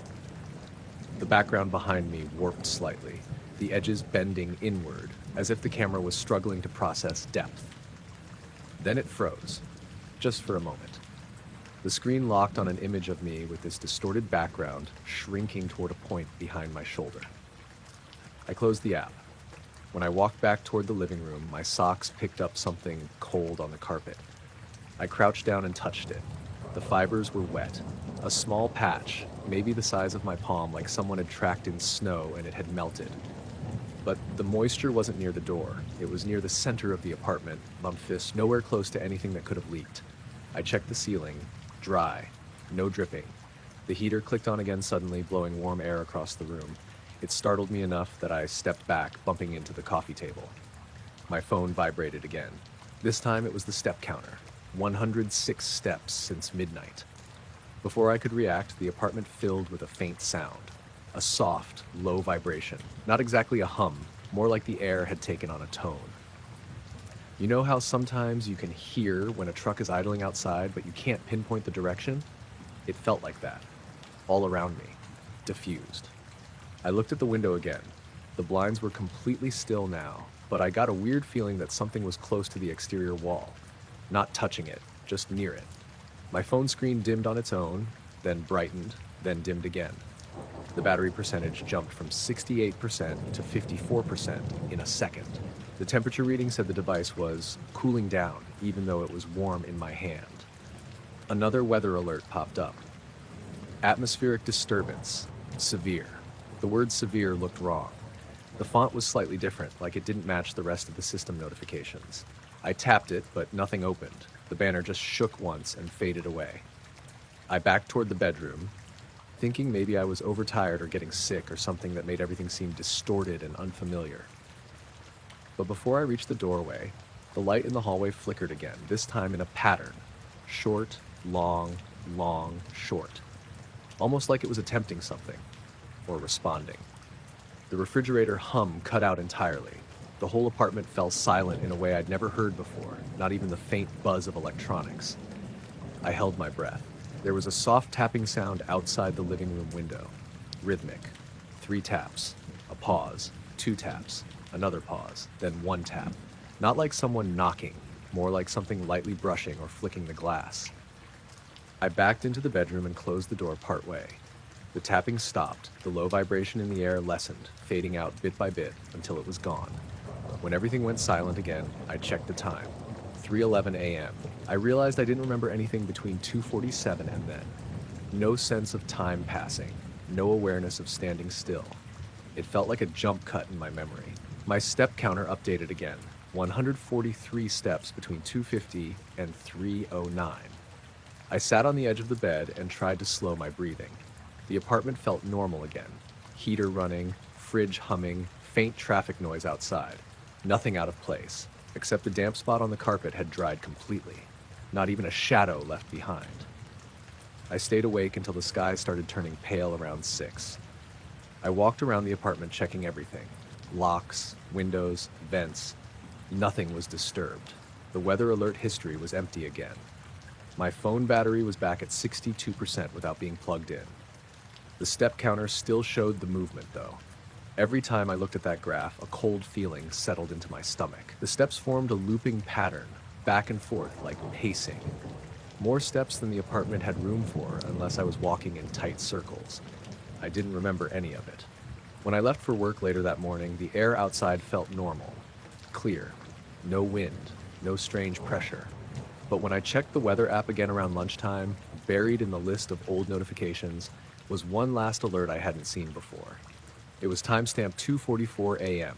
Atmospheric disturbance has passed, normal conditions resumed. It didn't match any official alert format, and somehow my phone had saved only that one. I woke up around 3:20 a.m., which isn't unusual for me, but the reason I woke up definitely was. It wasn't a noise from inside the house, not the heater kicking on or the fridge humming. It was something outside, low, steady, and far away, like turbines spinning in the distance. Not quite a helicopter, not quite an engine. More like a deep mechanical whir buried under layers of air. At first I thought it might be a semi on the highway a mile west of my place. But the sound didn't move the way trucks do. It didn't rise or fade. It just lingered, smooth and steady. I lay there a moment, listening. The room was cold, and when I sat up, the blanket slid off my shoulders like it didn't want to help. The turbine sound wasn't loud, but it filled the space in the same way wind sometimes does, everywhere and nowhere. I got out of bed and walked to the window. My house sits on the edge of a wide field. Half-dead grass, a rusted fence line, and a patch of woods farther out. That field usually gives me a clear view of the sky. But when I opened the curtains, everything looked normal. No clouds, no movement, just stars and darkness. The sound didn't stop. If anything, it deepened. I pressed my forehead to the glass, trying to judge direction. It seemed overhead but distant, like something high up but massive. The kind of sound you feel in your chest more than hear with your ears. I slid open the window a couple inches. Cold air pushed in immediately. The turbine noise got clearer but not louder. Just more defined, like multiple layers of spinning, synchronized but different pitches. It didn't make sense. I live outside a small town in western Nebraska. No military bases, no flight paths at night, no factories. The nearest airport is tiny and closes early. Nothing flies out here at that hour. I shut the window and went downstairs, partly because I wanted a better view outside, and partly because my nervous system was waking up in ways I didn't love. The floorboards creaked in that way old houses do, like the wood wasn't sure what decade it belonged to. In the kitchen, I flipped on the porch light, then immediately turned it back off. The brightness made me feel too visible. I stepped out onto the back porch anyway. The air felt thick, not humid, heavy, as if the atmosphere had weight. Breathing didn't hurt, but each inhale felt slightly resisted, like the air had more substance than usual. The turbines kept going. I looked straight up, expecting at least a shape or a movement. But the sky was perfectly clear. No blinking lights, no trails, no silhouette passing between stars, just the noise, steady and mechanical. I walked into the yard, feeling the cold through my socks. My breath fogged, but not as much as it should have. Another small wrongness I didn't understand. I stood exactly in the center of the yard, trying to pinpoint the direction of the sound. It seemed to shift when I moved, not following me, but refracting. Sometimes it felt directly above, sometimes slightly east. Like whatever caused it wasn't a single point, but a broad area. After maybe a minute, the air got heavier again. My ears popped, subtle but noticeable. I swallowed, then swallowed again, and the pressure didn't ease. I looked back toward the house to ground myself. It looked smaller in the darkness than it should have. A stranger's home, almost. The porch light switch glowed faintly inside the kitchen window like a warning indicator. Then the sound changed. It didn't fade or stop. It layered. A new tone joined the low whir, higher, faint, drifting in and out like a malfunctioning radio signal. Not static, more like a distant note played on an instrument I couldn't name. The higher tone wasn't rhythmic. It pulsed irregularly, as though responding to something unseen. I remember standing there thinking, this is wrong. Not dangerous, not definitely threatening, just wrong, like encountering something your brain was never designed to interpret. The turbine foundation of the sound began to slow. Not dramatically, but noticeably. The pitch dropped slightly, stretching thin as if whatever machinery or force was generating it was winding down. The upper tone flickered a few more times, then faded completely. The air pressure eased all at once. My ears cleared. I could suddenly hear the ordinary world again. The distant barking of a dog, the faint hum of a streetlight half a block away, the rustle of dried grass as the wind finally picked back up. And then the turbines stopped. The silence that followed felt too empty, like the sound had carved out space and left a hollow behind. I tilted my head upward again, scanning every inch of black sky. Nothing moved. No residual glow or trail, no evidence of any aircraft or weather event. The stars looked completely untouched. I stayed out there for another minute, waiting for a return of anything unusual. Nothing happened. The heaviness in the air lifted. My breath fogged normally. The cold felt like regular cold again. When I went back inside, the digital clock on the stove blinked 3:48 a.m. Power hadn't gone out. Nothing else was blinking. So I don't know why the clock did that. I pressed the button to set it again, but the minute counter skipped ahead twice before settling. I didn't sleep much after that. The next morning, I checked online to see if any aircraft had flown over the area at that time. Nothing. Not even a weather balloon or a maintenance survey flight. The sky had been clear. No wind advisories, no seismic activity, no explanation at all. A few nights later, while sitting on the porch after work, I noticed something else. The field seemed quieter than normal. No crickets, no owls, no distant freight train hum, just the kind of quiet where your ears strain to find something. I tried telling myself I was imagining it because of what happened earlier in the week. But the silence sat there, heavy and expectant, until eventually the wind rustled through the trees and everything snapped back into place. I didn't hear the turbine sound again. Not that week, not since.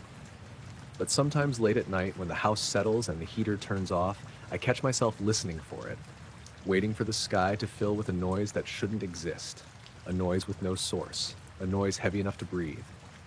It hasn't come back, but the air still feels different on certain nights, like something large and silent is passing high above, just out of sight.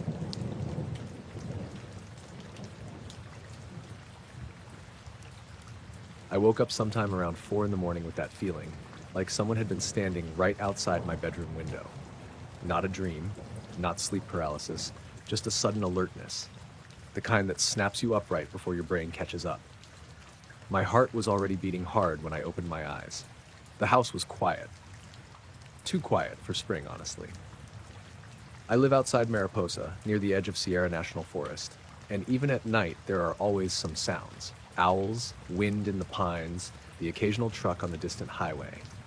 But when I woke up, the silence hit me first. No insects, no breeze, not even the hum of the fridge seemed normal. It felt muffled, like something dampened all the noise. I didn't get out of bed at first. I just lay there, listening, staring at the faint outline of the curtains over the window. I could see a sliver of darkness between the panels, and that was enough to make me hesitate. I didn't want to move the curtains and see. I don't know what I expected. A person? An animal? Nothing at all. I told myself it was just an overactive brain. Maybe a loud noise I didn't remember hearing. Maybe the dog next door barking had woken me up, except the neighbors didn't have a dog anymore. Their old one died in the winter. After a minute, I got up slowly and walked to the window. I didn't open the curtains. I just pressed my hand softly against the fabric and felt the slightest warmth on the inside. Not warm like sunlight, obviously, but warmer than the rest of the room. I pulled my hand away and felt the colder air around me again. That made no sense. Everything should have been the same temperature that early in the morning. I didn't open the curtains. I didn't want to. Instead, I went to the hallway and checked the front door to make sure it was locked. It was. The back door, too. Nothing looked disturbed. When I finally crawled back into bed, I stayed awake until dawn. By then, I'd half convinced myself it was nothing, just a weird half dream. But when the sun came up, I got dressed and went outside to look because I knew I wouldn't relax until I checked. The ground under the bedroom window looked wrong. Not disturbed, not like someone had dug or stepped heavily, just pressed. A shallow, wide indentation in the pine needles and dirt, maybe 3 or 4 feet across. Subtle enough that someone else might not have noticed it, but I know how the ground around my house looks. I sweep away needles every week. This indentation hadn't been there yesterday. There were no footprints, no sign of an animal, no shoe marks, just a gentle, even compression. I crouched down and touched it. The earth felt firmer, almost like something heavy had settled there briefly and then left without shifting its weight. I checked for animal tracks. Further out, nothing. I circled the house. Nothing. It was just that one spot, beneath the window where I'd woken up feeling watched. After breakfast, I tried to get my mind off it by working on the shed doors. The hinges always stick after winter storms, but I couldn't focus. Every time the wind rustled the trees, I glanced toward the house, expecting to see someone standing there. Around noon, I walked back to the indentation again. It looked the same as before. Not deeper, not disturbed, just the same wide, shallow dip. I took a picture of it, thinking maybe the camera would catch something my eyes didn't. The photo looked ordinary, just some flattened pine needles. That night, I left the porch light on, even though I don't usually. I sat in the living room with the TV on mute, listening for anything out of place. The forest sounded back to normal. Bugs, distant wind, even a coyote far off. Nothing strange. I told myself I was being ridiculous, but around midnight the house got quiet again, the same thick silence as the night before. It settled slowly, not all at once, like the world was turning the volume down a little at a time. I muted the TV completely. No crickets, no wind. Even the refrigerator hum thinned into almost nothing. I sat frozen on the couch, staring toward the hallway. I couldn't see the bedroom door from where I was, but I could picture the window perfectly. Thin curtains, that faint glow of the porch light filtering through. I forced myself to stand and walk toward the bedroom. My footsteps sounded dull, like the air absorbed the sound. When I reached the doorway, I stopped. The curtains weren't moving, but I sensed something on the other side of them. Not a shape, not a shadow, just a pressure. Like the space next to the house was occupied in a way my brain couldn't categorize. I didn't get any closer. I backed away slowly and returned to the living room, where I sat on the edge of the couch and waited. I don't know for how long, maybe 20 minutes, maybe an hour. Then, without warning, the normal night sounds came back. Crickets first, then a gust of wind, then the low hum of the house returning to itself. It didn't feel subtle, it felt like something heavy had lifted away. I didn't go outside until sunrise. When I did, the indentation under the window looked deeper. Not by much, just enough that I could tell the difference. Fresh pine needles had drifted into it during the night, but the shape was clearer now, like something wider than a person had settled there again. I didn't see footprints then either. I didn't tell Rachel or any of the neighbors. I didn't file a report. There was nothing to report except a vague sense that something I couldn't see had stood outside my window. Twice. For the next few nights, I slept in the living room with the curtains open so I could see everything. Nothing strange happened. No silence dropping over the house, no pressure in the air, no sense of being watched. After a week, things felt normal again. But the indentation under the window stayed. The wind shifted the pine needles around, but the ground itself remained pressed in a way it never had before. I finally scattered fresh soil over it, just so I wouldn't have to look at it every morning and wonder. Sometimes, I still wake up suddenly, convinced something is near the window again. Not often, but enough that I sleep lighter than I used to. And every time I step outside in the morning, I glance at that patch of ground, even though I covered it, half expecting to see the earth pressed down again, quiet and heavy, like something stood there in the night without leaving a single footprint. I heard the humming before I was fully awake. It wasn't loud, more like a deep vibration that seemed to come from the walls, or maybe from inside my own chest. I remember lying there for a few seconds trying to figure out if it was part of a dream, but the sound didn't fade the way dreams usually do. It stayed steady, low, even, like a giant electric motor running somewhere overhead. My first thought was that the HVAC unit on the roof of the building had kicked on, but I live in a single-story house in Brookdale. There's nothing on the roof except shingles and a vent pipe. No reason anything should be humming. I sat up slowly. The vibration didn't change. It pulsed faintly through my ribs, like standing next to a big subwoofer. Even breathing felt strange, like the air was thicker than usual. The clock on my nightstand said 2:27 a.m. I listened harder, waiting for another sign of what it could be. A plane? A neighbor's generator? A transformer 2 streets over? But there was no mechanical clatter, no Doppler shift, no rhythmic chug of anything natural or man-made. Just that low, chest-deep hum, steady as a heartbeat. The house felt too still. No creaking, no wind, no passing cars outside. I didn't even hear insects, which was strange for my neighborhood. It all felt muted under that vibrating sound. I got out of bed and walked toward the hallway. The vibration got stronger as I moved through the house, especially near the living room, like the sound was more concentrated toward the front of the house. The windows weren't rattling, but they felt tense, almost like pressure was building on one side. I hesitated at the front door, hand hovering over the deadbolt. Some part of me expected something to knock back if I touched it. The hum kept going, drone-like but almost too smooth, too even. Nothing that's steady comes from anything normal. I unlocked the door and cracked it open. The hum stopped instantly. Not faded, not lowered. Stopped like someone had cut a wire. The sudden silence made my ears ring. I stood there with the door halfway open, waiting to hear it start again, but there was nothing. The air outside was cool, still, and completely quiet. I stepped onto the porch. The neighborhood looked normal. Streetlights glowing, parked cars lined up along the curb. A sprinkler ran somewhere down the block, soft, rhythmic clicking.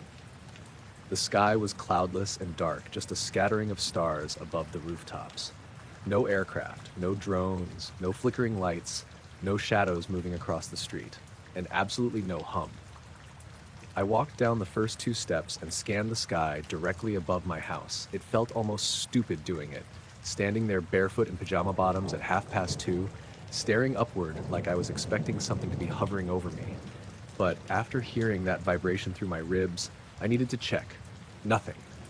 Just empty sky. But the air felt wrong. Not warm, not cold, just off. Thick in a way I couldn't explain, like the atmosphere had been stirred a few seconds earlier and was settling back into place. I stood there for a full minute, waiting to hear any sign of the hum returning. It didn't. Instead, the neighborhood sounds slowly came back. A car in the distance, the rustle of leaves, a dog barking 2 streets over. I finally went back inside and locked the door behind me. My chest still buzzed faintly, like the vibration had left something behind. I took a few deep breaths to shake it off, but the sensation hung on longer than the noise had. I walked from room to room just to reassure myself everything was normal. The house felt unchanged. No lights were on that shouldn't be. Nothing had fallen. The thermostat showed the same temperature as before. The only thing that stood out was the silence inside. It wasn't total, but it felt heavy, like the walls had absorbed the leftover vibration and were still settling from it. I lay back down eventually, though I kept the light on. I didn't fall asleep until nearly 4. The next morning, I checked around the house in daylight. The roof was fine, no loose shingles, no fallen branches. The vents were all intact. The attic was empty, except for insulation and old holiday decorations. Nothing that could hum or vibrate. My neighbor, Mrs. Adler, was outside watering her garden, so I asked if she'd heard anything during the night. She shook her head and said she'd slept straight through. When I mentioned a humming sound, she said, like the power lines buzzing, and pointed toward the poles, but the lines were normal. And the sound I heard wasn't like that anyway. It didn't come through the air, it came through me. Before I left for work, I opened the front door again and stood on the porch, listening. Morning traffic was picking up, birds were loud, everything seemed normal. But the air still felt a little heavy, like residue from something that had been there before. That night, I went to bed later than usual. I kept the hallway light on. I wasn't exactly expecting the hum to return, but I also wasn't ruling it out. I fell asleep eventually, and sometime around the early morning hours, maybe 3, maybe 4, I woke up suddenly. Not to a noise, not to a vibration, just the feeling that something had woken me. I listened hard, ears straining for any sound above the house, any faint droning or chest-deep hum. The room was quiet. The air was normal. My chest felt still. I waited in the dark for a long time, maybe half an hour, but the hum didn't come back. Not that night, anyway. Still, every time the house settles, every time I hear distant machinery, every time something buzzes faintly against my ribs for no reason at all, I remember standing on the porch in the middle of the night, the way everything fell silent the exact moment I stepped outside, like something that had been right above me had pulled away just fast enough not to be seen. And I wonder if it's going to return.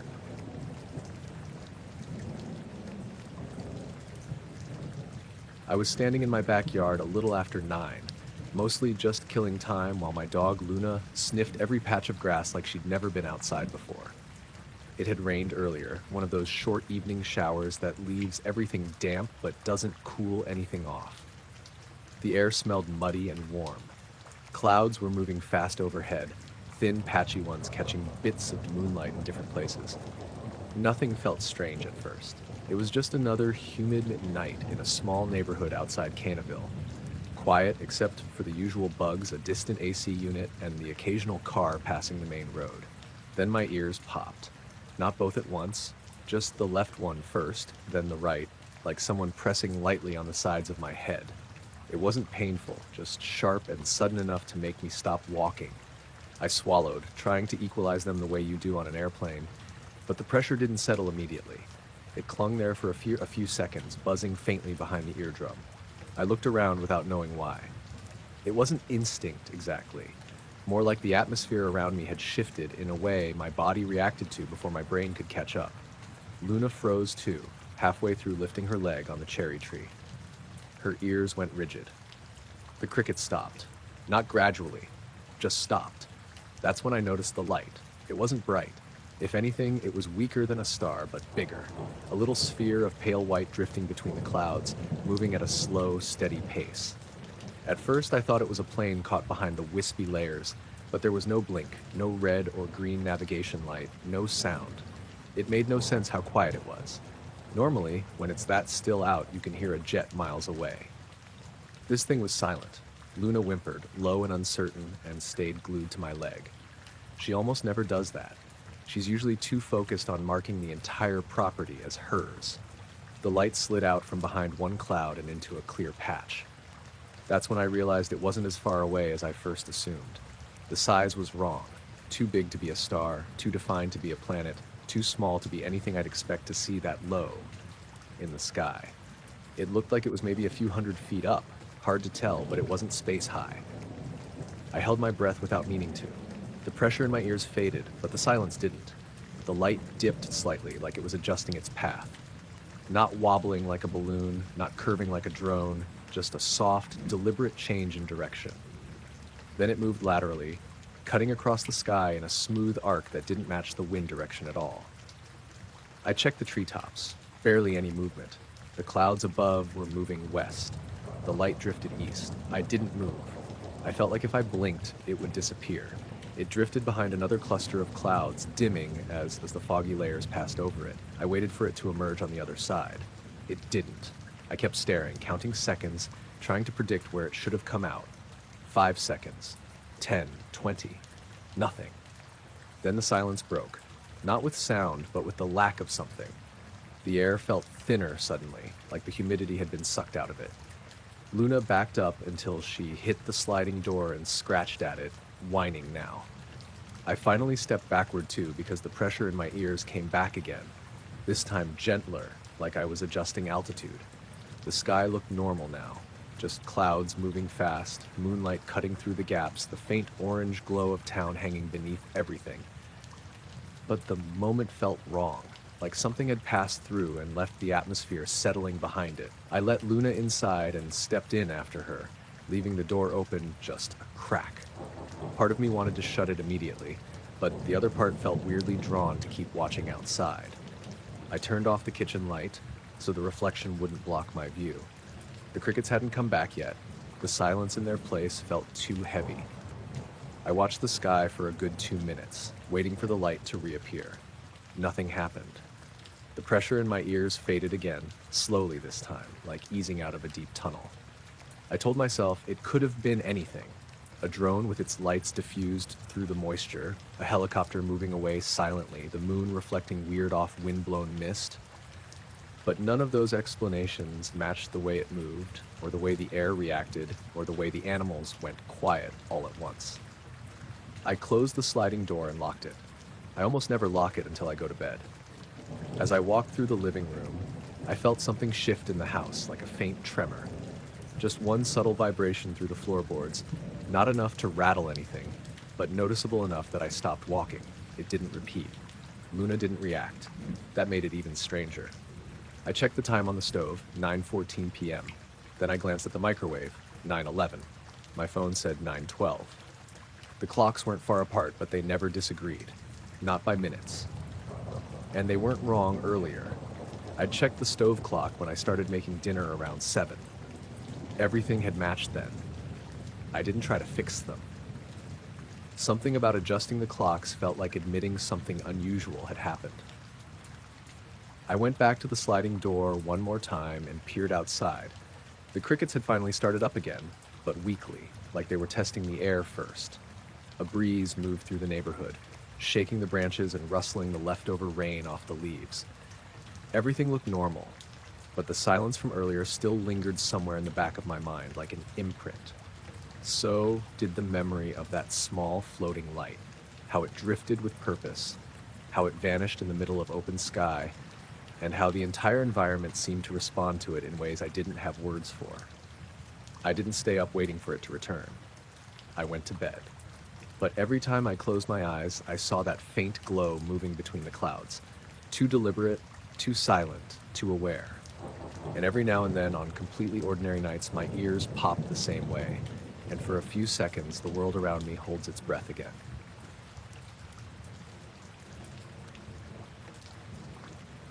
I woke up because something felt wrong with the room.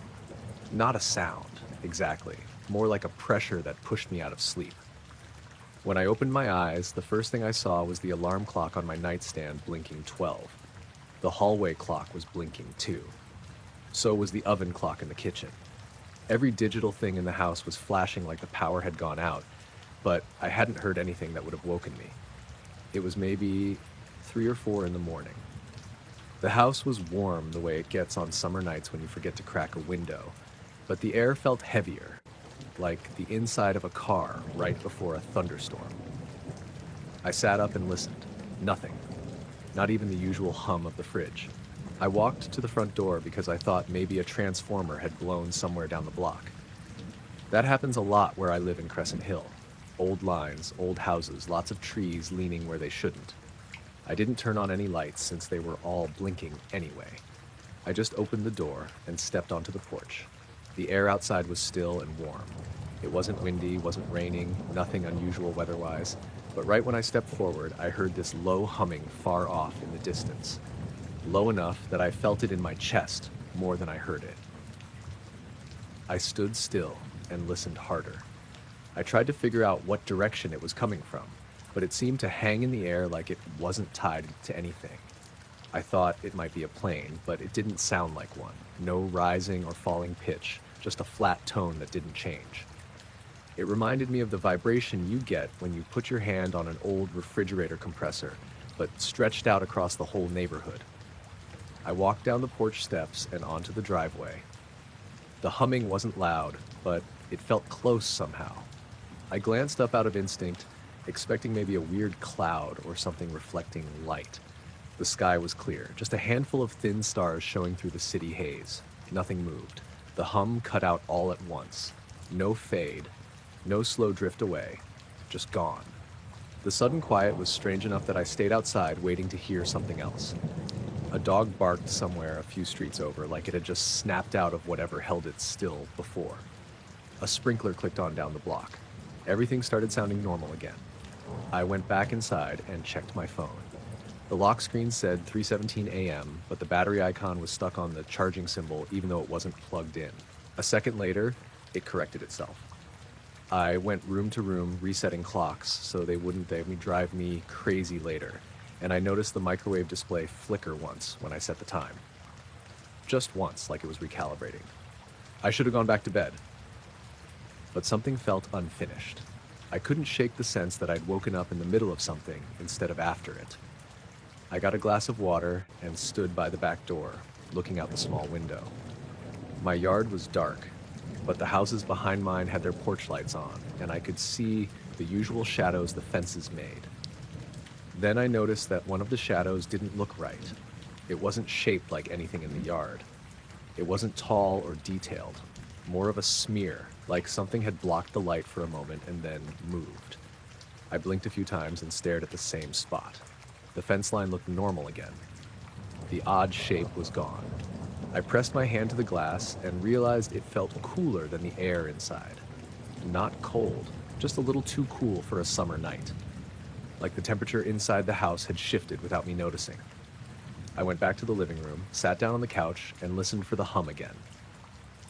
Nothing. No weird vibrations, no lights flickering, even the fridge started up again with its usual rattle. I finally tried to sleep around 5. I didn't really get much rest.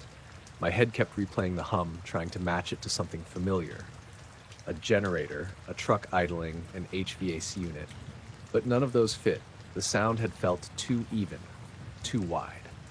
If that makes sense. The next afternoon, after work, I asked my neighbor Dan if his power had gone out during the night. He said no, everything was normal at his place. I asked if he'd heard anything strange. He said, "Like what?" And I almost made something up, but then I just shrugged and said it was nothing. Back inside, I checked the breaker panel, thinking maybe something inside the house had tripped. Everything was on. I went through the clocks again. They were all fine. Nothing flickered. Nothing reset. I tried to write it off, but little things kept sticking out to me for the rest of the week. My phone glitched twice, opened the settings menu on its own, froze for a second during a call. My porch light flickered when I came home one night, only once, and didn't do it again. Stuff that could easily be explained, but the timing bothered me. 2 nights after the humming, I woke up again, not from any noise, but from the same pressure feeling as before. That heaviness in the air. I checked the clocks immediately. They were fine. Nothing was blinking. But when I stepped onto the porch, the night was completely still again. No wind, no insects, not even traffic from the highway a mile away. The quiet was thick enough that I froze halfway down the steps. I didn't hear the hum this time, but the silence had weight to it, like it was waiting for something. I stayed out there for a minute, maybe 2. Then the sprinkler down the block clicked on again, the same way it had the first night, like the world was resuming from a pause.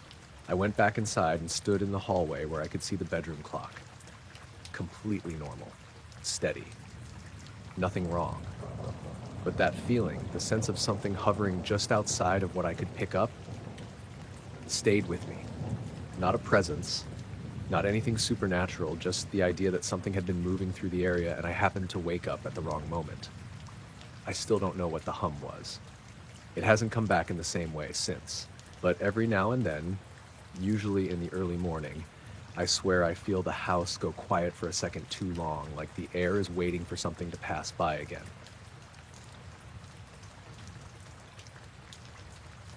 I was sitting on the porch that night, mostly just to cool off. It was one of those late August evenings where the air didn't move at all, and the humidity felt like it wrapped around you no matter what you did. I'd turned off the TV because the house felt stuffy, and I took a folding chair outside with a glass of water, figuring 10 minutes in the open would feel better than another hour indoors. My place sits on the edge of a small town in eastern Kentucky, with a row of trees behind the yard that leads into a long stretch of woods. On summer nights, you can barely hear yourself think over the cicadas. That's why it stood out when the sounds cut off. I didn't notice it at first. I was scrolling through something on my phone, half reading, half daydreaming. Then I put the phone down, and the silence hit me in a way I couldn't ignore. It wasn't gradual. It didn't taper off. 1 second, the chirping and buzzing were there, and the next second they weren't. No wind, no rustling, no distant dogs, nothing. Just dead still. It made me sit up straight. You don't get silence like that out there unless something big moves through. A person, a bear, sometimes a stray dog. I leaned forward in the chair, listening for footsteps or twigs breaking. The air felt thicker somehow, like it was holding its breath with me. I glanced toward the tree line, expecting to see movement. The trees were dark silhouettes, nothing more. No shifting shadows, no pairs of eyes catching the porch light. Then the blue glow appeared. At first I thought it was a car turning onto one of the back roads near the woods, headlights bouncing through the trees. Except the color wasn't right. It was a pale blue, almost like moonlight reflected off water, except there wasn't any water out there. It was also too steady, no flickering, no pattern like headlights flashing between trunks. It drifted higher, clearing the tops of the trees. Perfectly smooth, no sound at all. I leaned forward so slowly I barely felt myself move. The glow wasn't bright enough to light up the yard, but it was enough to make the leaves under it look washed out, like a dim lantern hung way too high. It moved from left to right, not fast, not slow, just steady, like it was following a path. I tried to think of a drone, maybe some neighbor messing around with one of those high-end models. But it didn't behave like a drone. No wobble, no small course corrections, no noise. Absolutely none. The night was so still I would have heard even a cheap one. My phone was still on the armrest of the chair. I reached for it without taking my eyes off the glow. The second my hand touched the phone, the blue light paused. Not faded. Paused, like it froze in place. I let go of the phone immediately. The glow drifted again, same pace as before, like nothing had happened. I tried again, slower, just sliding my fingers toward the phone. This time the glow dimmed slightly, like something inside it contracted and then brightened again to the same level. It didn't stop moving, but the change was obvious enough that I jerked my hand back without even thinking. I didn't touch the phone after that. The glow reached the middle of the tree line and started rising. Not sharply, just enough that it shifted from hovering above the trees to floating higher into the sky. I stood without realizing I'd done it. My chair creaked behind me. The glow kept rising, still silent, still smooth, still impossibly steady. When it was maybe 2 or 3 times the height of the trees, it dimmed again. This time it stayed dim, shrinking into itself, almost like a paper lantern being closed. The edges blurred until it was just a hazy patch of light. Then that patch stretched upward, thinning into a shape I couldn't make sense of, like a smear on glass. It vanished a second later, not drifted away. Vanished. The silence stayed. I stood there waiting for the cicadas to start again. I don't know how long it took. Maybe 10 seconds, maybe a full minute. But when they came back suddenly, the exact same way they'd stopped. A full wall of sound switching back on. It actually made me jump. I sat back down slowly, keeping my eyes on the sky. Nothing else moved. No glow, no odd shapes, just the normal summer night. I finally picked up my phone, half expecting the battery to be dead or the screen to glitch. It was fine. Everything looked normal. I stayed outside another half hour, hoping maybe I'd imagined it and something would prove me wrong. Nothing did. The next night I tried sitting on the porch again, thinking maybe whatever I'd seen had some explanation I hadn't considered. The insect noise stayed normal. No silence, no glow. But every so often I caught myself staring at that same line of trees, waiting for the night to cut out again like someone hitting a switch. I never saw the glow again, but I still checked without thinking, half expecting the air to go still, and that pale blue shape to drift into view like it had somewhere to be, passing above me without even noticing I was there.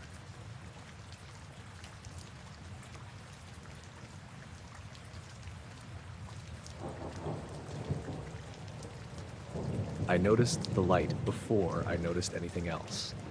It was late, close to 11, and I was taking my usual loop around my neighborhood in Bloomington to get some air before bed.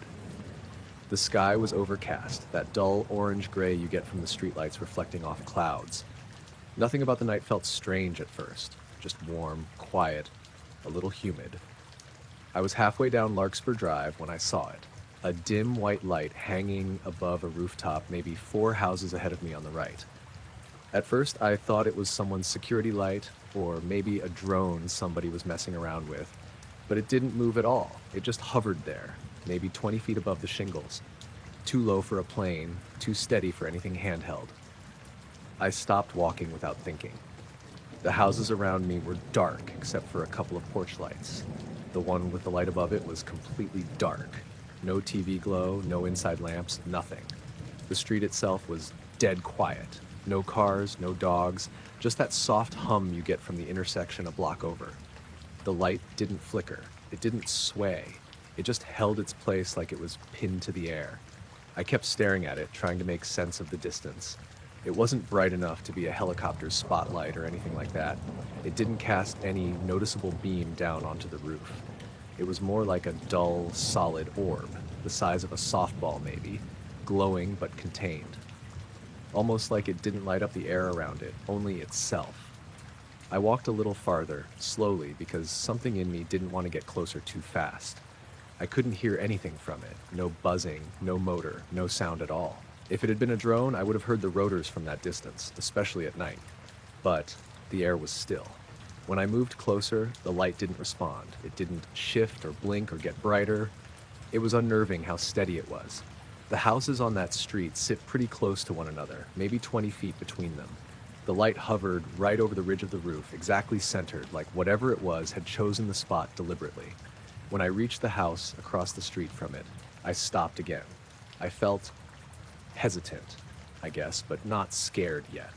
More confused than anything. I glanced around to see if anyone else was outside. No movement in windows, no cars passing, nothing. The whole street felt paused. The light finally changed right as I opened my mouth to call out, though I don't know who I thought I'd be calling to. It didn't flicker or fade, it just started rising. Smooth and perfectly vertical. No acceleration, just moving, like it had been attached to an invisible string being pulled upward. I followed it with my eyes as it climbed above the roofline, then above the big maple tree in the yard next door, then above the streetlights. It didn't blink or wobble, it didn't get brighter or dimmer. It stayed the same muted white glow as it went up. It disappeared so abruptly I didn't register the moment it vanished. 1 second it was there, halfway up the cloud cover. The next, the spot was blank, like it had never been lit at all. No streak, no fade out, just gone. I kept standing there like an idiot, waiting for it to come back, but the sky looked normal again. Just that washed out nighttime orange. Something about how suddenly it vanished made my chest tighten. I started walking again, even though my legs felt shaky, like they were filled with buzzing soda water. By the time I was at the end of the block, I heard a noise behind me. Something small, like a click or a snap. It came from one of the yards across the street. I stopped. The noise didn't repeat. There was no movement, no light, nothing. But I got the weirdest urge to hurry home, like the quiet itself had turned into a warning. I walked faster. As I was turning onto my street, I noticed something else. The cicadas had stopped. They'd been loud that whole week, but now the air was dead silent. Even the distant traffic noise from the main road seemed lower, like someone had turned the city down a notch. For a moment, I wondered if there'd been some kind of power issue. The house where the light had hovered had no visible lights on, but so did plenty of other houses. People just went to bed early around here. The street lights were still on, though. Everything looked normal. But then my phone buzzed. I pulled it out, thinking maybe I had a text, but it wasn't a notification. The screen had turned white. Just a flat white rectangle. No icons, no time, nothing. I tapped it a few times and it didn't respond. I pressed the side button and the screen stayed lit. The device vibrated again, a short tremor like a heartbeat. I didn't stop walking. I didn't even slow down. I shoved the phone into my pocket and headed straight for my house. The silence felt thicker the closer I got, like the whole block was wrapped in insulation. When I reached my driveway, I had this moment where I didn't want to look up. I can't explain why. I just felt like something would be there if I checked, above the house, above the tree in the yard, above me. Not another light. Just something occupying space it shouldn't. But I did look up, and there was nothing. Just clouds. Inside, the house felt too warm, like someone had closed every vent. I turned on the kitchen light and stood there, waiting for something else to glitch or blink or hum. Nothing did. The fridge kicked on, the AC finally rattled awake. The normal house sounds came back gradually, like someone releasing their hand from my ears. My phone rebooted on its own about 5 minutes later. When it came back on, the clock was wrong. Not by hours, just by a few minutes. I checked the camera roll to see if something had triggered the white screen. No new photos, no corrupted files. Everything normal. I didn't sleep much that night. Every time I closed my eyes, I kept replaying the way the light rose. So smooth, so straight, like it didn't care about gravity at all. Nothing I've ever seen moves like that. Not balloons, not aircraft, not drones. It didn't even seem to push against the air. Over the next few days, I tried to walk the same route at the same time, hoping maybe I'd see something that would make the whole thing feel more explainable. Like a reflection or someone's weird backyard gadget or something. But the house where it hovered stayed dark every night and nothing unusual showed up. A week later, I finally saw the family who lived there, an older couple named the Merricks, watering their flower beds. I didn't ask them anything. I thought about it, but what would I say? Hey, did you notice a floating light above your roof the other night? They'd think I was messing with them. It hasn't happened again. I still walk some nights, but I catch myself glancing at the rooftops more often than I used to. And every once in a while, When the neighborhood gets too quiet too suddenly, I feel that same pressure in my chest, like something is hovering just out of sight, waiting for the clouds to thin.